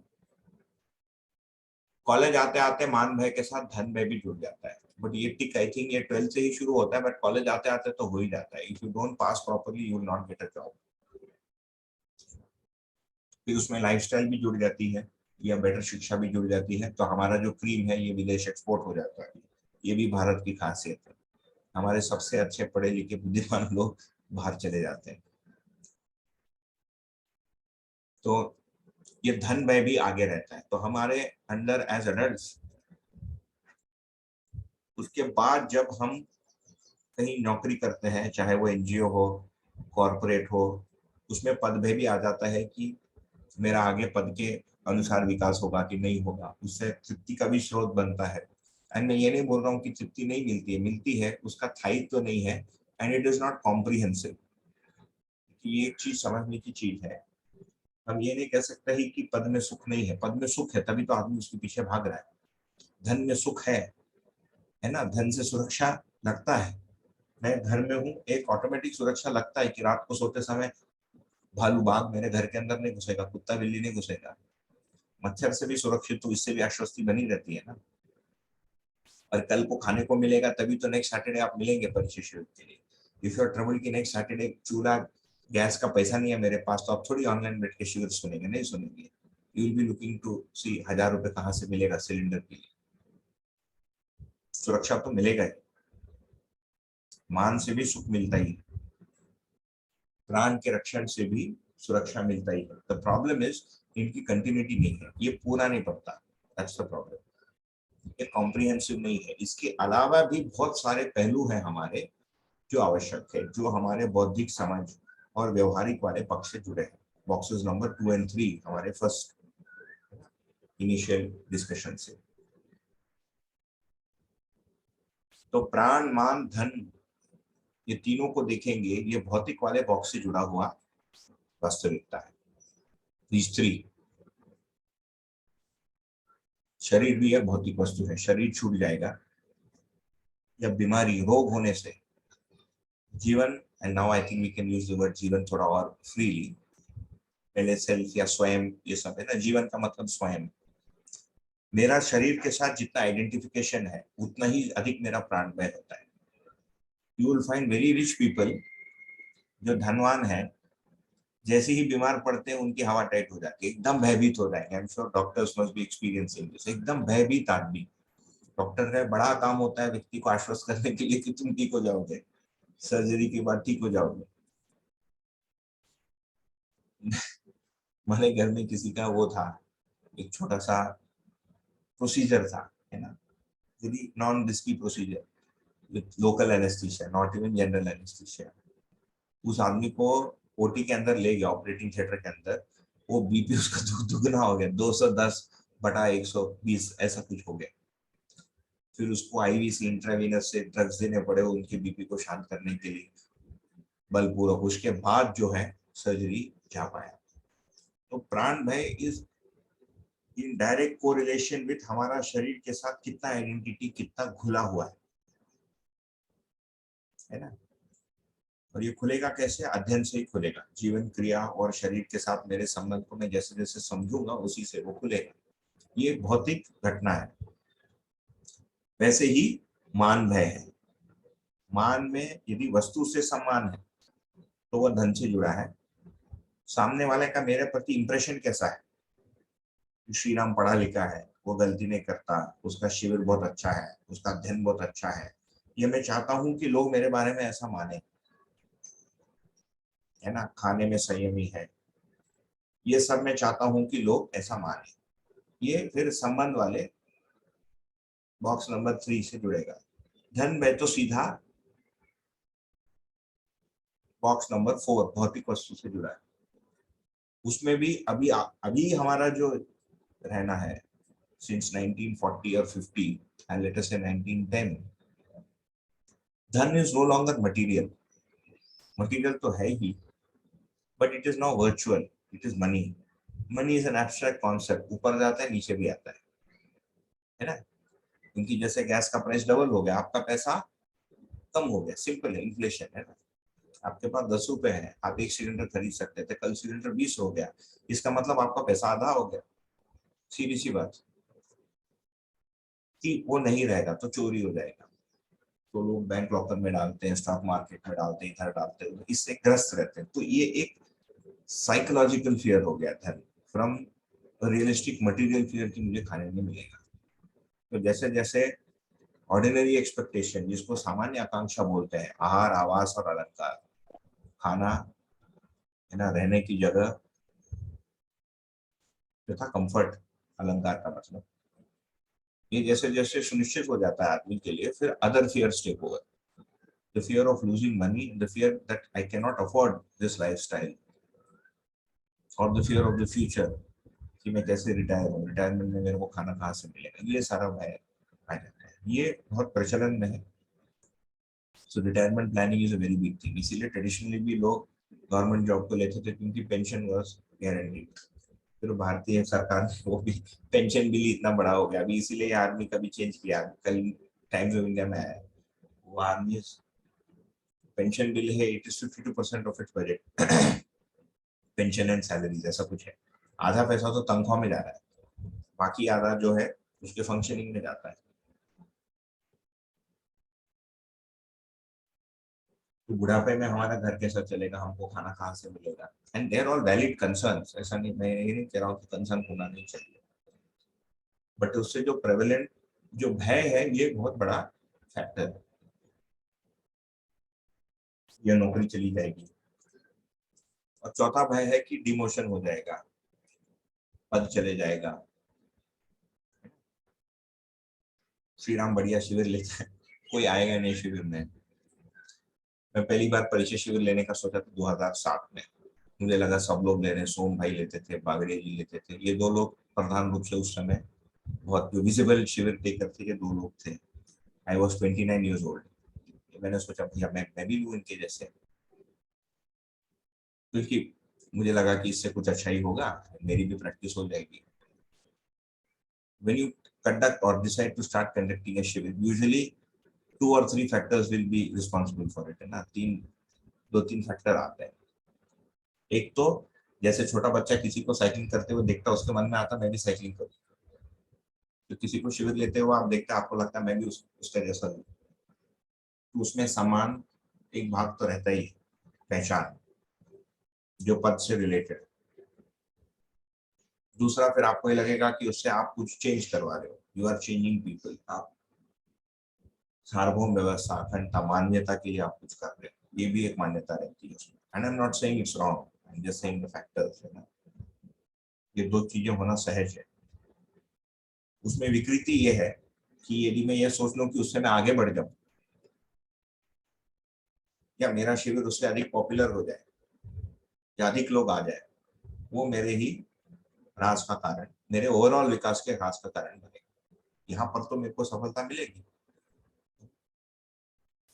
तो मेरे पहले परिचय शिविर में मेरे को विश्वास ही नहीं हुआ कि कोई परिचय शिविर के लिए आएगा, बिकॉज 2007 में पुणे में कोई जीवन विद्या जानता ही नहीं था।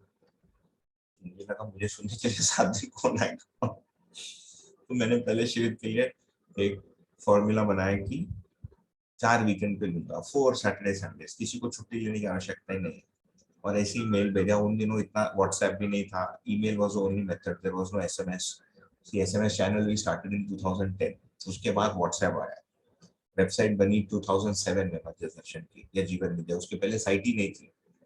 सो there was no download, nothing, no information है ना। घोड़ा गाड़ी का जमाना था, इन्फॉर्मेशन नहीं। तो 7 या 8 लोग आए। मुझे लगा पहले दिन 8 ही लोग आते हैं, तो लास्ट तक तो 2 ही लोग बचेंगे, तो मतलब 5-6 लोग बचे थे लास्ट तक। आज भी मुझे विश्वास नहीं होता है कि मैं परिचय शिविर लेने के लिए बोलूँ तो लोग आएंगे, क्योंकि पहचान एक चीज होती है, पहचान से लोग आते हैं, है ना। फिर आपकी जो सफलता है, it is based on how much people like what you said, how much they found it meaningful. तो आप कितना कनेक्ट कर पाते हो, उसमें कला वाला भाग अधिक है। समझ बात, क्लैरिटी तो चाहिए ही चाहिए, भाव वाला पक्ष भी चाहिए। तो ये सब पद से जुड़ी हुई चीजें। तो संसार में मेरी जो पद है वो कम हो जाएगी। ये हमारे शिक्षा से नहीं हो रहा है, हमारा जो पूरा संस्कृति है उससे वो व्याप्त हो गया। It is become very common. 100 years ago it was not such a big deal। पद छोटा था, लोग उस समय भी राजा थे और है ना जमींदार था, जिसका कितना ज्यादा जमीन है, 5 एकड़ है तो बहुत बड़ा है, 100 एकड़ है तो बहुत बड़ा आदमी, 200 एकड़ वाला तो बहुत बड़ा आदमी है। तो पद की आवश्यकता मनुष्य में पहले से रही है और ये लंबे समय तक रहता है हमारे लिए। तो ये 4 भय हम देखते हैं कि क्रम से हमारी शिक्षा में जाने अनजाने में ये स्थापित हो जा रहा है। और हो सकता है कि हमारे अंदर भी इसके अवशेष बचे हो, तथा हमारे बच्चे इसके थ्रू गुजरेंगे या गुजरते रहेंगे, और maybe they're already going through it. तो इसको मैनेज करना अभिभावक होने के नाते हमारी नैतिक जिम्मेदारी बनती है उस संबंध में। एंड प्रलोभन तो है ही, है ना, आगे बढ़ना, सम्मान या सफलता, ये धन comes out of some प्रलोभन। मतलब द भय is the result of not getting some प्रलोभन। तो भय और प्रलोभन एक साथ इसमें देखेंगे।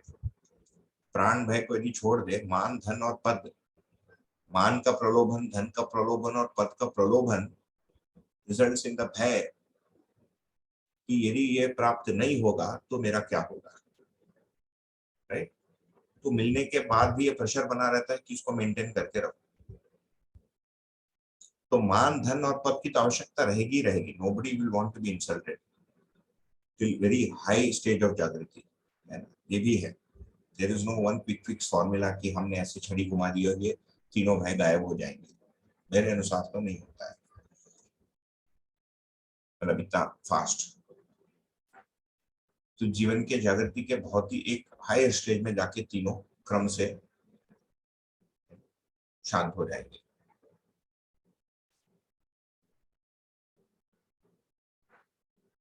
तो हम ये भी देख सकते हैं कि भय और प्रलोभन किसी भी व्यक्ति को स्वीकार नहीं। मैं यहाँ पर पॉज करता हूँ, somebody wants to say or add something। ये स्पीड ठीक है कि बहुत स्लो है? मे भी थोड़ा सा स्लो हो रहा है आज, नहीं? ठीक है।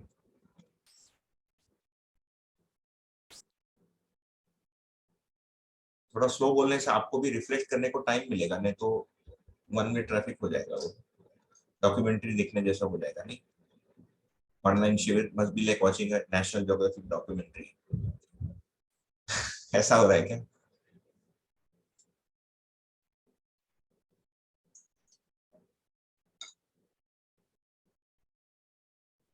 Still there. ये बात करने का स्पीड ठीक है, बढ़ाए कैसे ही रखें आज के लिए? ठीक है भैया, ठीक है भैया, स्पीड ठीक है। ठीक है।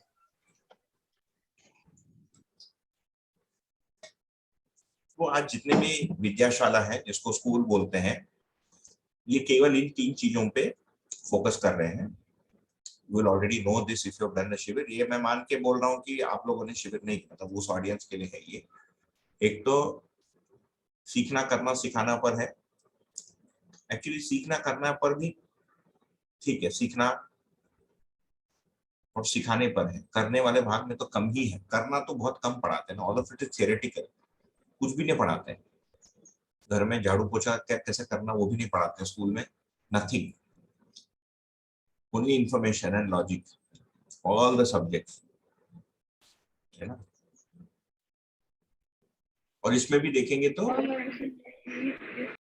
मैंने इंफॉर्मेशन पर इंटेलेक्चुअल प्रॉपर्टी राइट्स की बात है, तो स्थिति तो बहुत ही खराब है। So if I know something good और किसी स्कूल में एक अच्छी कोई यदि फॉर्मूला है तो दूसरों को बताना नहीं चाहता है, क्योंकि वो आगे बढ़ जाएगा। तो ये बहुत ही एक टॉक्सिक एनवायरनमेंट, और भारत में खासकर तो और भी टॉक्सिक हो गया ये सारा।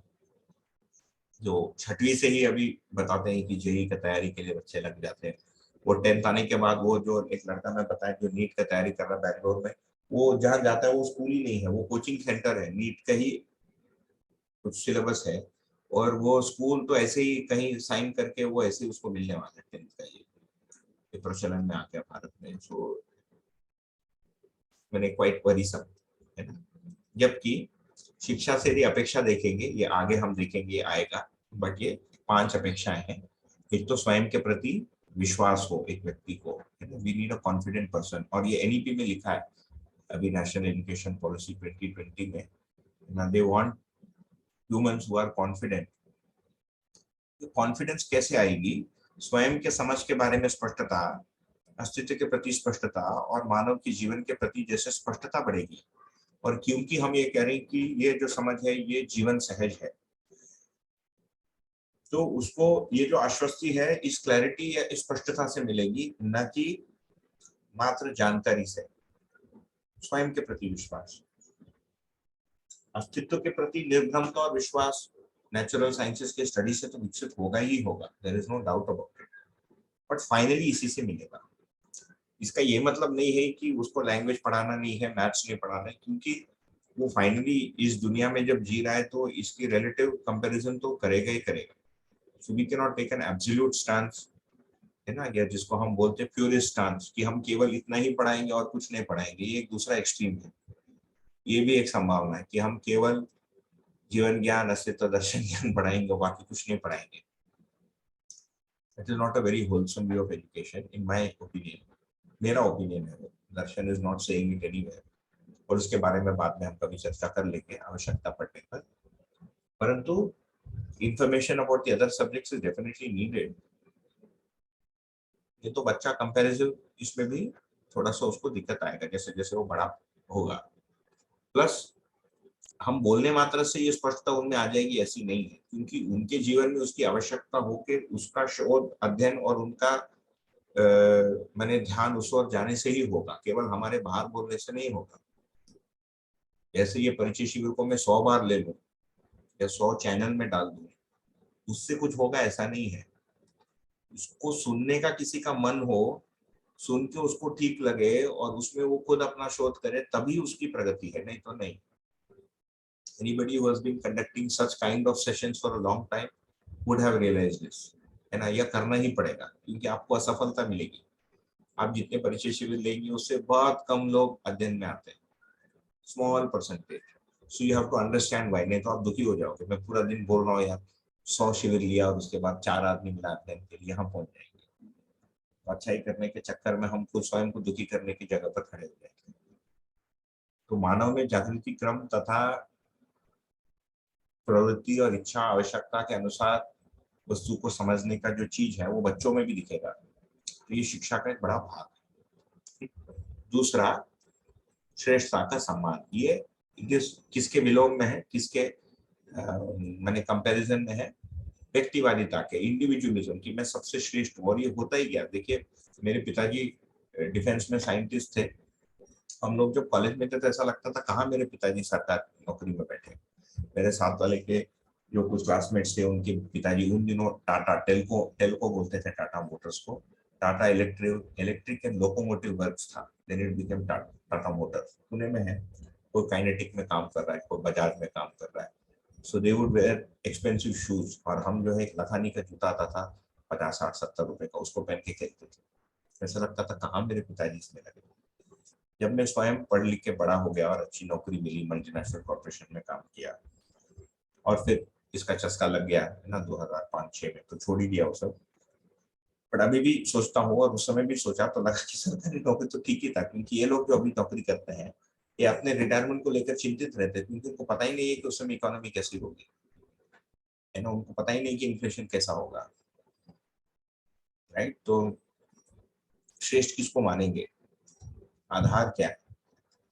वैसे ही कॉलेज के टीचर्स को हम कुछ नहीं मानते थे, क्योंकि ऐसा लगता था कि इसीलिए प्रोफेसर हमको पढ़ा रहे क्योंकि इनको और कहीं नौकरी नहीं मिली। उन दिनों टीचर्स की सैलरी भी बहुत कम थी। एक मेरे टाइम में एक जो फाइनल ईयर इंजीनियरिंग का जो स्टूडेंट पास आउट करके जाता था और टीचर का सैलरी लगभग एक ही होता था। फर्स्ट डे इसकी सैलरी वो होती थी जो उस आदमी का 20 साल बाद होता था। आज बदल गया वो, आज टीचर्स की सैलरी 3 गुना हो गई है स्टार्टिंग सैलरी से, 5th पे कमीशन के बाद। उसके पहले नहीं था, यूजीसी का रूल्स बड़ा चेंज हुआ उसके बाद। बट यहाँ पर श्रेष्ठता का मतलब क्या है, मानव में श्रेष्ठता क्या है, इसको पहचान पाना, ऐसे होने में तत्पर होना, ये श्रेष्ठता का सम्मान। So being able to appreciate और see and appreciate the good qualities in others, भले ही वो हमसे कम शिक्षित हो, कम विद्वान हो, कम धनाढ़ी हो, कम पदवान हो, उनकी अच्छाइयों को देख पाने का जो अभ्यास है, जो दृष्टि है, ये बच्चों में विकसित होना। अभी के एजुकेशन सिस्टम से तो नहीं आ सकता। ऑल्टरनेटिव स्कूल्स भी इसमें कुछ काम करते होंगे, ऐसा लगता नहीं। होता होगा तो होता होगा। सो द ओनली चॉइस परिवार से ही आ पाएगा ये, और ये बरसों की शिक्षा से बनता है। मानव में दृष्टि is a result of many years of seeing and observation and influences. एक दो दिन में नहीं बदलता है, it's a very slow process, बहुत ऑर्गेनिक प्रोसेस है ये दूसरी चीज। दूसरा, हमारे समझ तथा जीने में संतुलन, इसको बोलते हैं प्रतिभा और व्यक्तित्व में संतुलन। हम जैसे समझे हैं वैसे ही जीते हैं, ठीक है ना। नहीं तो हमारा व्यक्तित्व कुछ है और प्रतिभा कुछ है। प्रतिभा का मतलब आपका जो ज्ञान वाला पक्ष है, समझ वाला पक्ष है। व्यक्तित्व का मतलब जो आपकी पर्सनालिटी है, कैसा आप भोजन करते हैं, है ना, आपको उठना बैठने का समय, घूमने का समय, आपका बातचीत व्यवहार करने का जो तरीका होता है, स्वरूप होता है। आहार विहार व्यवहार बराबर व्यक्तित्व, ऐसा लिखा है दर्शन में। उसको आगे हम देखेंगे। तो एक व्यक्ति का जो व्यक्तित्व है वो ऐसा है। प्रतिभा ऐसे समझ वाला पार्ट, तो समझ अधिक है और वो व्यक्ति नहीं हो पा रहा है, यह असंतुलन। या समझ के अनुरूप आहार पद्धति एकदम गोल मटोल है, ये भी एक असंतुलन है ना। तो मनुष्य के अध्ययन के संदर्भ में ये तीसरी वाली बात है, मानव में संतुलन पूर्वक मानव के रूप में रहना। चौथा है संबंधों में तृप्ति पूर्वक जी पाना, इसका नाम है व्यवहार में सामाजिक होना। व्यवहार में सामाजिक चौथा है आउटकम, शिक्षा से अपेक्षा। तो सामाजिक का मतलब है कि संबंधों में भी तृप्ति रहे तथा समाज में उसका व्यवहार सामाजिक कोई असंतुलन पैदा न करे। तो उसको धन प्राप्त करने की जो पद्धति है, the way you source your funds should not create an imbalance in society, ये आपकी नैतिक जिम्मेदारी बनती है। उसका नेगेटिव पक्ष हम देखेंगे, उसको आगे जाके सामाजिक नियम के रूप में उसको अध्ययन करेंगे। चरित्र भी बताया गया है, उसको बढ़िया ढंग से आएगा वो आगे। इस परिचय शिविर का ये एडवांटेज है क्योंकि मुझे इस मान्यता के साथ बात करना पड़ता है कि आप लोग लास्ट बुक तक साथ में बने रहेंगे। So I can quote many things from there. जो लाइव में परिचय शिविर होता है, you can not keep quoting कि हम आगे अध्ययन करेंगे, बिकॉज 70, 100, 200, 400 आदमी आगे रहेगा कि नहीं आपको पता नहीं रहता है। तो इसमें काफी सुविधा है और मुझ में दबाव भी बहुत कम है, ये नहीं के बराबर है। मतलब आई हैव नो फियर कि ये बोरिंग हो जाएगा और नेक्स्ट वीक कोई नहीं आएगा सुनने के लिए, नहीं आएगा तो नहीं करूंगा।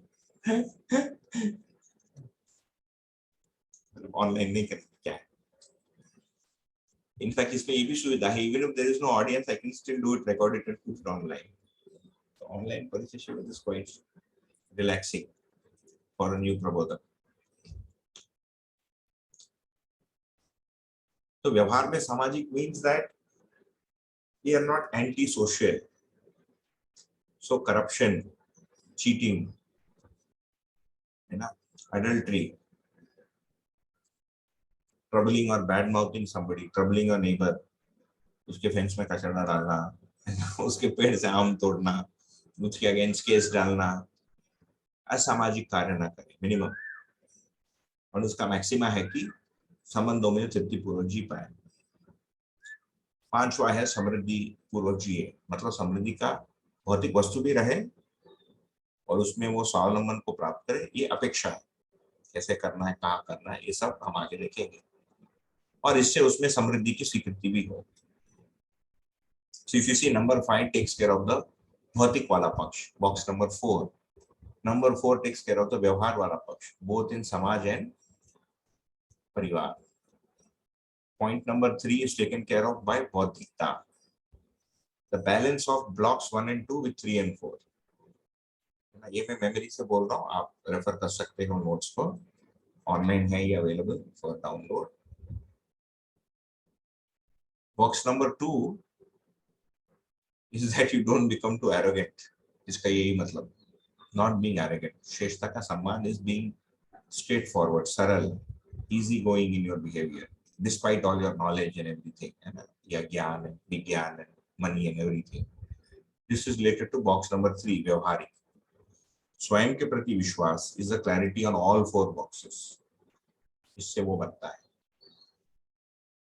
मेरा समझ और व्यवहार अस्तित्व सहज है, जैसे जैसे मैं इसको अपने में देख पाता हूं तो मेरा अपने प्रति विश्वास होता है। जैसे मैं सोचता हूं वैसे मैं कर पाता हूं तो विश्वास। तो पहले मैं अच्छे से सोच पाया, इससे विश्वास बनता है, फिर उसके अनुरूप मैं कर पाया, इससे विश्वास बनता है, फिर मैं हमेशा कर पा रहा हूं, इसका विश्वास बनता है। सो ये भी एक इवॉल्विंग जर्नी है। आज का शिक्षा जहां खड़ा है, जिससे आप हम गुजरे, और ये जो लिखा है इसमें बहुत ज्यादा दूरी है ना? ऐसा लगता है कि नहीं? तो इसको सुनिश्चित करने के लिए आगे का रास्ता क्या है? तो ये 3 क्रम में लिखा है। एक जीवन विद्या योजना, जिसके तहत मैं आपसे बात कर रहा हूँ। I am talking to you as a part of this Jeevan Vidya Yojana, as a part of my practice of Madhya Darshan. ये मेरा उद्देश्य आपसे बात करने के लिए, कि मेरी अभ्यास भी हो जाए, मेरी पार्टिसिपेशन, भागीदारी भी हो जाए, एंड उससे it is a small nudge towards मानवीकरण, मानवीयता, वेरी स्मॉल नड्ज, मिनिस्क्यूल। हम कितने लोग हैं? Not counting me, we are 14 of us live right now, है ना? So we are nothing actually, we cannot even say we are anything as compared to the scale जो चाहिए। दूसरा है एग्जिस्टिंग शिक्षा का मानवीकरण। एग्जिस्टिंग जो शिक्षा है उसको ह्यूमनाइजेशन कैसे करें। और तीसरा है शिक्षा संस्कार योजना, कि इसी के आधार पर यदि हमको पूरा शिक्षा को डिजाइन करना है, उसका योजना। तो आपको, जैसे आप आगे जीवन विद्या में और लोगों से मिलेंगे, इसके संस्थानों में, इसके 4-5 संस्थान है देश देश में, तो दर्शन के वेबसाइट पे आपको सारी जानकारी मिल जाएगी। You should go visit some of them, then you will see that some people are busy with this. कुछ लोग इसके साथ बिजी हैं, कुछ लोग इसके साथ बिजी हैं। जैसे I am busy with this, मैं सैटरडे संडे ये परिचय शिविर करता हूँ और प्रतिदिन में 2 घंटा इसके आगे के शोध की वस्तुओं पर 2 घंटा प्रतिदिन में देता हूँ। That's my thing. मेरे बहुत सारे मित्र और कलीग्स हैं, वो इस पर काम करते हैं। जैसे मेरी अभी पत्नी ही है, वो थोड़ा शिक्षा के मानवीकरण पर खुद सोचती है, और 4-5 लोगों के साथ। और कुछ हमारे मित्र देखते हैं कि शिक्षा संस्कार योजना में चेतना विकास मूल्य शिक्षा ये ऊपर आ गया, दोनों जगह लागू होगा एक्चुअली चेतना विकास मूल्य शिक्षा। इसका प्योरेस्ट फॉर्म स्कूल का कैसे होगा उस पर थोड़ा सा समय देते हैं, कुछ लोग बहुत ज्यादा समय देते हैं, कुछ लोग पूरी जिंदगी लगाए इसके लिए, ये भी मिलेगा। तो the first one is also called लोक शिक्षा योजना, सेकेंड इज कॉल्ड शिक्षा संस्कार योजना। तीसरा योजना है परिवार मूलक ग्राम स्वराज व्यवस्था। उस पर भी कुछ लोगों ने कुछ प्रयोग किया, I should put it that way, but they are all very infancy में है, क्योंकि ये जितना भी हम करेंगे आपको ये क्लियर होगा, करने वाले की जितनी क्लैरिटी है उसी के अनुपात में उस प्रोग्राम की भी क्लैरिटी तथा उसकी सफलता की भी संभावना रहेगी। सिंपल फॉर्मूला, इसमें कुछ भी लुपा छुपा कुछ भी नहीं। मैं 20 वर्षों से मध्य दर्शन कर रहा हूँ, बट यदि मतलब यदि नहीं बोलते तो मेरे ग्राह्यता या मेरी जागृति के स्तर या मेरी स्पष्टता के स्तर के अनुपात में ही मेरी इस योजनाओं में, इन योजनाओं में भागीदारी की सफलता मिलेगी। There is no magic. Plus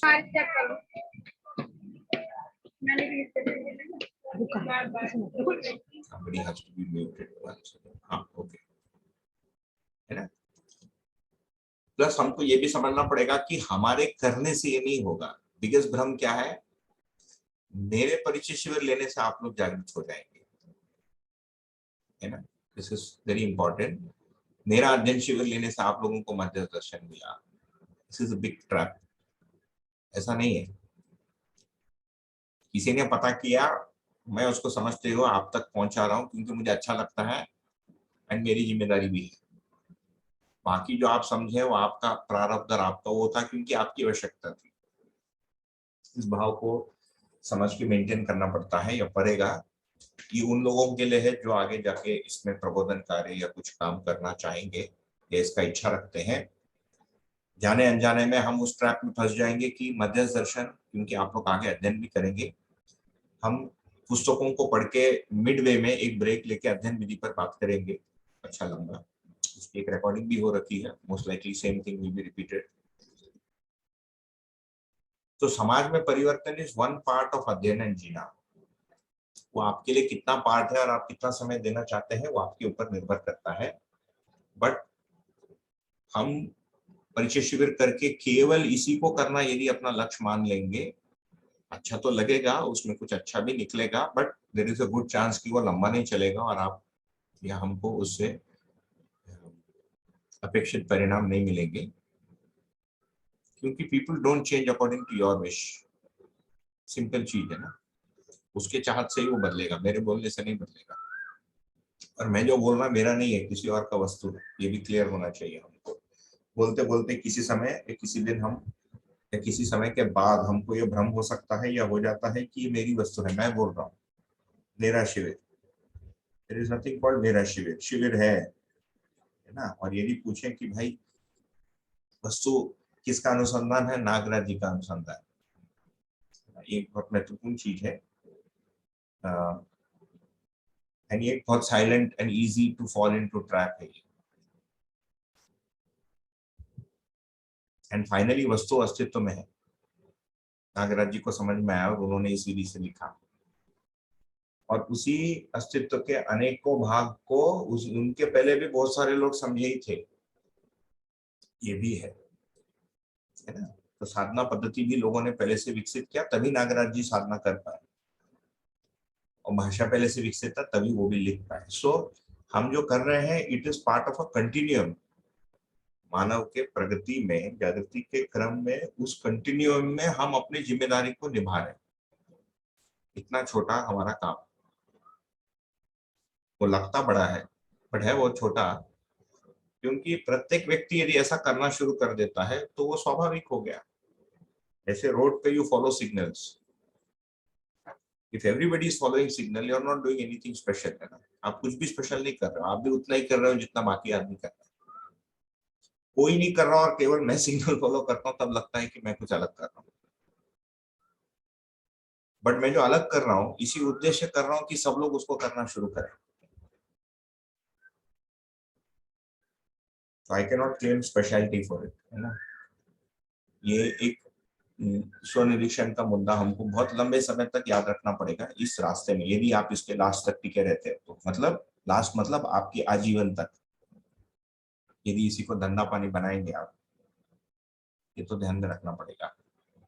ये तो हमारे व्यवहार में, हमारे शांति में ये अवरोध पैदा करेगा। One day Jeevan Vidya will become a problem for me, या my Jeevan Vidya will become a problem for others. नाक में दम करके रख देंगे आसपास के लोगों के साथ, है ना, जीवन विद्या के कारण।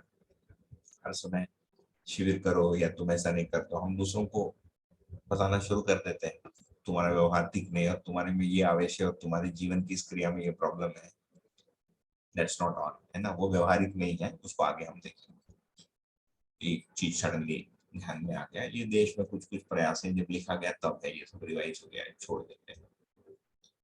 7:15 बज गया है, जस्ट टेक 1 मिनट ब्रेक। ये शिक्षा पर अभी तक जितनी बात हुई, किसी को कुछ रखना है, शेयर करना है तो बोलिए, otherwise will move on to the second. हम स्मरण करेंगे समाधान, समृद्धि, अभय, सहअस्तित्व, ये सार्वभौम मानव लक्ष्य है। इसके पूर्ति के लिए 5 योजना है। उसमें से प्रथम योजना शिक्षा संस्कार योजना है, जिस पर हम चर्चा किए। उसमें हमने कुछ वर्तमान शिक्षा की समीक्षा भी की, अपने को केंद्र में रखकर भी थोड़ा सा हमने बात रखने का प्रयत्न किया, और ये होने से मानव में समझ की संभावना बनती है, उससे फिर बाकी सारी चीजें बनेगी। स्वास्थ्य, संयम, उत्पादन, everything is dependent on the first one. Clarity के अनुसार स्वास्थ्य है, जैसे डॉक्टर की जो समझ है उसके अनुसार वो स्वास्थ्य को करेगा। यदि वो सामने वाले व्यक्ति को पैसे के मशीन के रूप में देखेगा, तो अपने विद्या को पैसे के लिए ही वो उपयोग करेंगे, या पद के लिए करेंगे, सम्मान के लिए करेंगे। स्वास्थ्य संयम है ना। शिक्षा पर किसी को कुछ रखना है, पूछना है या शेयर करना है तो बता सकते हैं। हमारा 7:30 तक की है ना, एम आई ओवर टॉप में टाइम भी बोल, 5:30 to 7:30 है ना अपना टाइम, कि 5:30 to 7 था? 7:30 है। 7:30 तक ही है। हाँ 7:30 टाइम भी बोल रहा हूँ, ठीक। मैं 1 मिनट का ब्रेक लेता हूँ, तब तक आप लोग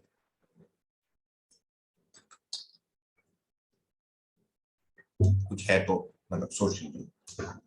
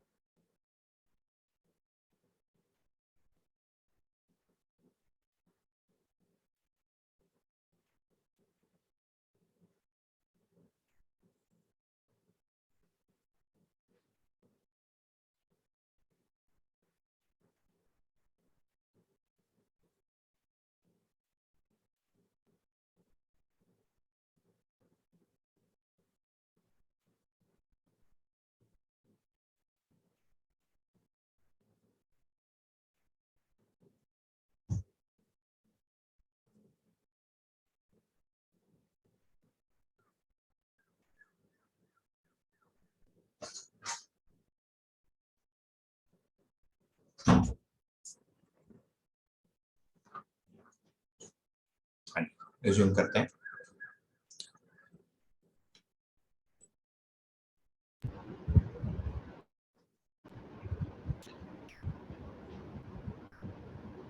तो ये जो समाज के संबंध के संदर्भ में ये जो 5 आयाम जिसके बारे में हम चर्चा कर रहे हैं, ये हमको ध्यान में रखना है कि हम सभी इसमें भागीदार है ही, या हम इससे कुछ लेते ही हैं, है ना। तो हमारे लिए फिर तुरंत के लिए क्या है कि इसका सार्थक स्वरूप क्या है, और जहां पर भी मैं पहले से भागीदारी कर रहा हूँ, चाहे मैं शिक्षा में हूँ या स्वास्थ्य में हूँ, उसको मैं अच्छे ढंग से कैसे कर सकता हूँ। तथा हमारे में ये भी आवश्यकता या स्पष्टता की आवश्यकता रहती है कि इसका सही स्वरूप क्या होना चाहिए, क्योंकि पेपरों में जितने भी लोग पूरे विश्व में, nobody is happy with the society they live in, 100%। कुछ ना कुछ छुट्टी रहता है, तभी तो न्यूज़पेपर में छपता है, तभी तो न्यूज़पेपर बिकता है। Nobody is happy with their education system, nobody is happy with their health system। तो मैं पहले से जिसमें भागीदार हूं उसको मैं कैसे करूं अच्छे से। दूसरा, इसका मानवीय अर्थ में सही स्वरूप क्या होना चाहिए, इसके बारे में पूरा एक चित्रण हमको आगे दर्शन में मिलेगा। What will the future or should the future look like एक जागृत व्यक्ति के लिए। अभी कल्पना करने में कोई ये तो नहीं है ना, बट इसको फिर हम अभी अपने जीवन में कैसे उतारें उसके बारे में भी कुछ प्रैक्टिकल भी चीजें हम बात कर सकते हैं। और बाकी तो हमारी स्वीकृति और अध्ययन का भाग हो जाएगा, वो बाहर दिखेगा नहीं। चेतना विकास मूल्य शिक्षा की स्कूल आपको कहीं एक दो जगह, जैसे मैंने कहा, प्रयत्न हो रहा है, परंतु वैसा स्वरूप आपको कहीं बाहर दिखेगा नहीं। ये एक चीज था, ताकि वो उसका संदर्भ या रेफरेंस हमको क्लियर हो। ठीक है, नहीं तो ये काल्पनिक लगेगा। मैं जब पहली बार इसको सुना था जून 2004 में, यही 5 आयाम सारे प्रबोधक रखते ही, मेरे को बड़ी तकलीफ हुई इससे, क्योंकि मैं पहले से समाज में जो हो रहा था उससे परेशान था, त्रस्त हो गया था। ये सारा इतना काल्पनिक और इतना दूर लगता था। मैं बोलता था भाई ये सब होगा कैसे, आप तो बोर्ड पे लिख दे रहे हो। तो उसका उत्तर यही था बाद में, विद इयर्स ऑफ व्हाटएवर, जब हम देखते हैं तो हमको ये स्पष्टता बनती है कि हमारी चाहत इसी की है। कम से कम मेरी इंडिविजुअल के रूप में मेरी चाहत क्या वही है जो दर्शन कह रहा है, ये पहला स्पष्टता। फिर अभी जो हो रहा है उसका समीक्षा, फिर उसमें आंशिक सुधार होने की प्रक्रिया क्या है इसकी स्पष्टता। कुछ पॉलिसी लेवल चेंज होगी, कुछ मेरे स्पष्टता के लिए ही पहले मेरे को सोचना पड़ेगा। फाइनली जो सिस्टम्स बदलेंगी वो व्यक्ति के जागृति और स्पष्टता के अनुसार बदलेगा, और उसका अपना एक क्रम होगा। हम ये नहीं बोल सकते, नोबडी कैन प्रेडिक्ट कि ये कब होगा। कोई 500 वर्ष बोलेगा, कोई 100 वर्ष बोलेगा, मुझे तो 1000 वर्ष लगता है कई बार। ये जो दुनिया यहाँ पर बताया जा रहा है, इट में टेक 800 ईयर्स, 500 ईयर्स तो लगता ही है। हमारे बहुत सारे साथी 100 वर्ष सोचते हैं, अच्छी बात है, 100 में हो गया तो क्या बुरा है ना। जी, somebody raised a hand।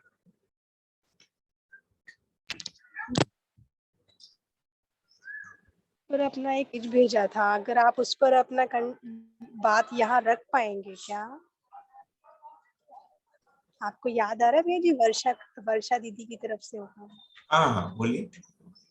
हाँ भैया जी, एक बार आप अपनी बात रख दीजिए। वो आपने पढ़ा था भैया जी, मैंने पेज 6 पेज करके अंडरलाइन करके बोला था आपको। हाँ, मुझे रिस्पॉन्ड करना है, वो मैं आपको अलग से, एक्चुअली मैं आपसे बात करूंगा। मेरा फोन का स्क्रीन टूट गया।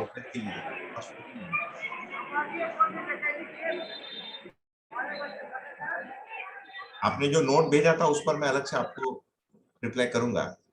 मैं फोन से आपसे समझ भी लूंगा कि उसमें क्या करना है, मुझे जो आता है मैं बता दूंगा आपको।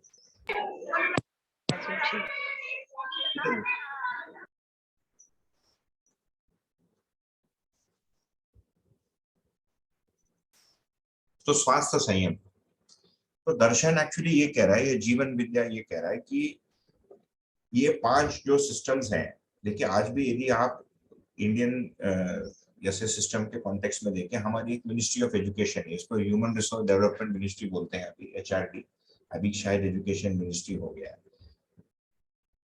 हेल्थ एंड फैमिली वेलफेयर एक है, प्रोडक्शन एक है, प्रोडक्शन में बहुत सारे छोटे हैं, ministry of steel, ministry of heavy industries, ministry of fisheries, ministry of khadi, ये सब मिलेगा आपको उत्पादन कार्य योजना में, which is the third one. फिर फोर्थ, विनिमय कोष में मिनिस्ट्री ऑफ फाइनेंस मिलेगा आपको, उसके अंदर IT system, reserve bank of India, banking system, UPI का एक्सचेंज का सिस्टम जिससे हम अभी स्कैन करके पे करते हैं, क्रेडिट कार्ड्स का सिस्टम, ये सब के नियमों को वो संभालता है। अभी भी जो स्ट्रक्चर है मॉडर्न सोसाइटी का इसी के आधार पर है, ये इसी उद्देश्य से है। कुछ हद तक उसमें सफल भी है, कान से उसमें कुछ भी अच्छा नहीं हो रहा है, नहीं तो हम अभी शांतिपूर्वक बात नहीं कर सकते हैं ना। If everything was wrong you can not be sitting शांति से।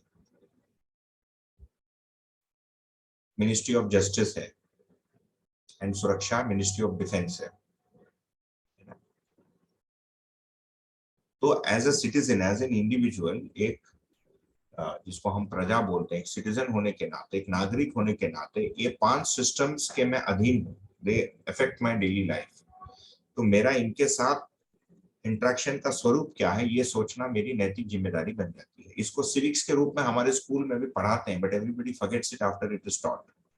सिविक सेंस बोलते हैं ना, तो ये एक्चुअली डेवलप होना चाहिए, बट वो है ही नहीं। इतना ड्राई सब्जेक्ट हो, उसको ड्राई विधि से रखते हैं, कोई नहीं करता उसको। तो ये जो 5 चीजें हैं, इसके हम अधीन हैं। You are a subject of India's defence policy, and you are sitting आराम से because there is a defence policy and because somebody sitting there. ये एक लिंक है ही। यदि कल भारत में रूल हो गया कि all able bodied man have to enlist in the army, आपको करना ही पड़ेगा, otherwise it will be illegal. फिर जीवन में क्या आपको मदद नहीं करेगा, आपको करना ही पड़ेगा। इस संविधान के हम अधीन हैं, इस कॉन्स्टिट्यूशन के अधीन ये 5 सिस्टम्स है बड़े बड़े। तो इंटरेस्टिंगली आदमी इतना सब दर्शन किए बिना जब सोचा, वो भी ऐसे ही 5 ही सोचा। ये भी एक चीज है। इससे हमको समझ में आता है कि मानव के जीने का या सच्चाई का भास या आभास मनुष्य को होता ही है, ये इसका एक प्रमाण है।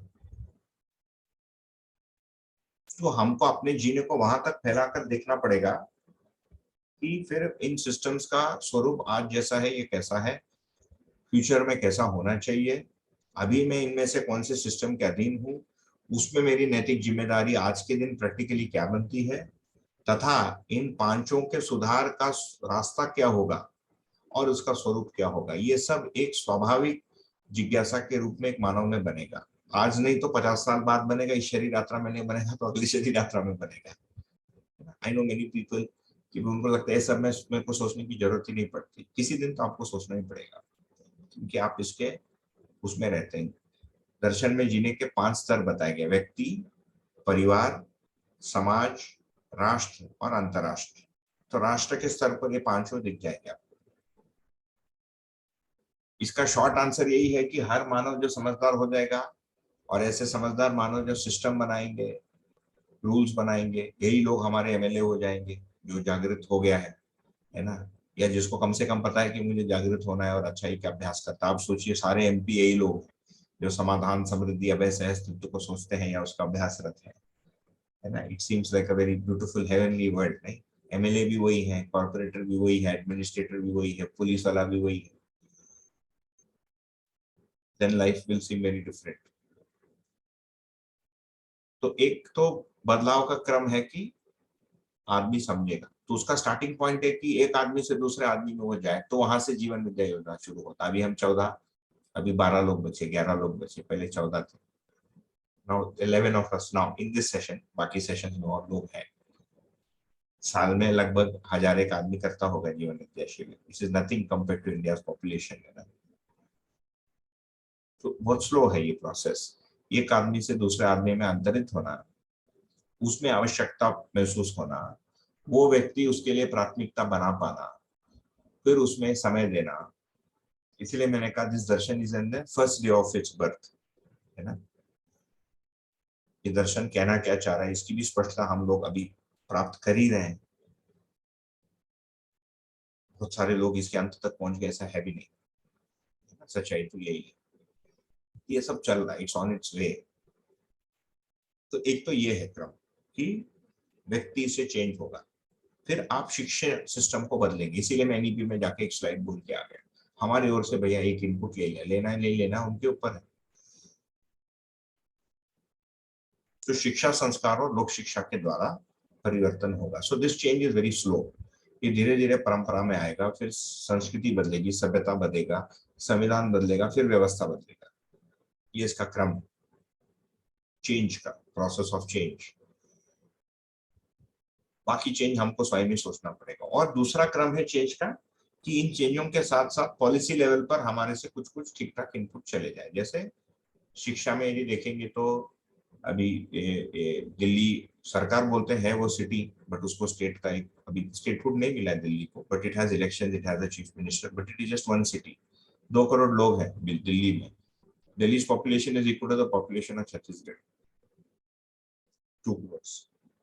तो उसमें शिक्षा में ये हैप्पीनेस करिकुलम के नाम से जीवन विद्या के आधार पर जो आस्वादन के सुख हमने 3 देखे थे, रुचि मूलक, मूल्य मूलक और लक्ष्य मूलक, इसको हैप्पीनेस ट्रायड के रूप में हमारे कुछ साथियों ने उस पर बहुत मेहनत किया और उसको क्रियान्वित किया अभी दिल्ली के सरकारी स्कूल्स में। So this is one small drop. कम से कम मनुष्य को हैप्पी होना इतना तो पता चले, वो हैप्पी हो जाए ऐसा कोई अपेक्षा नहीं है केवल एक क्लास से, बट कम से कम कुछ तो राहत मिले बच्चों को। Let him grow up knowing that happiness भी कुछ है, एक लक्ष्य है जीने का, यहाँ से प्रारंभ। और दूसरी तरफ उच्च शिक्षा में ह्यूमन वैल्यूज की कोर्स कुछ साथियों ने इंट्रोड्यूस किया, उसका नाम ह्यूमन वैल्यूज दिया है। ह्यूमन वैल्यूज के नाम से भी हजारों कोर्स हैं विश्व में। तो वो किसी दिन चेतना विकास से जुड़ के, वो इन वस्तुओं से जुड़ के, उनमें से कोई बच्चे इसमें इंटरेस्ट ले, वो आगे अध्ययन करे, या वो कोर्स करने के क्रम में कम से कम वो शादी के बाद अपने पत्नी से झगड़ा न करे, या रिश्वत न ले, या एग्जाम में कॉपी न करे, थोड़ी एथिक्स तो आ जाए उसमें। So these are small minuscule, जिसको मिनिस्क्यूल बोलते हैं, नगण्य इंक्रीमेंटल जो चेंजेस हैं जो सोसाइटी में होता है शिक्षा के माध्यम से। स्वास्थ्य में there is no change right now, उसमें हम आएंगे but we will do it next time. स्वास्थ्य को एक अलग उसके रूप में लेकर लेंगे। आज ही पेपर में आया था स्वास्थ्य के रूप में कि अभी नीट में से जो बच्चे निकलते हैं, नंबर 2 में जो प्रोफेशन है एमबीबीएस के बाद, वो बीएएमएस है। इसके बारे में कुछ बात करेंगे। इंडिया का जो मेडिकल सिस्टम है बहुत ही लॉपसाइडेड हो गया है, एक ही पद्धति को लेकर चल रहा है। इस पर हम नेक्स्ट टाइम बात करेंगे सिस्टमिक लेवल पे। हम इसमें पर्सनली अपने ये स्वास्थ्य को कैसे अपनाएंगे, ये जीवन और शरीर के साथ अंतर संबंध में शायद हमने कवर किया होगा, क्योंकि वो नोट्स में था तो हम प्रिज्यूमिंग हमने उसको कवर किया होगा। तो शिक्षा पर थोड़ी सी बात हुई। हम कल मिले स्वास्थ्य के लिए 7:30 बजे।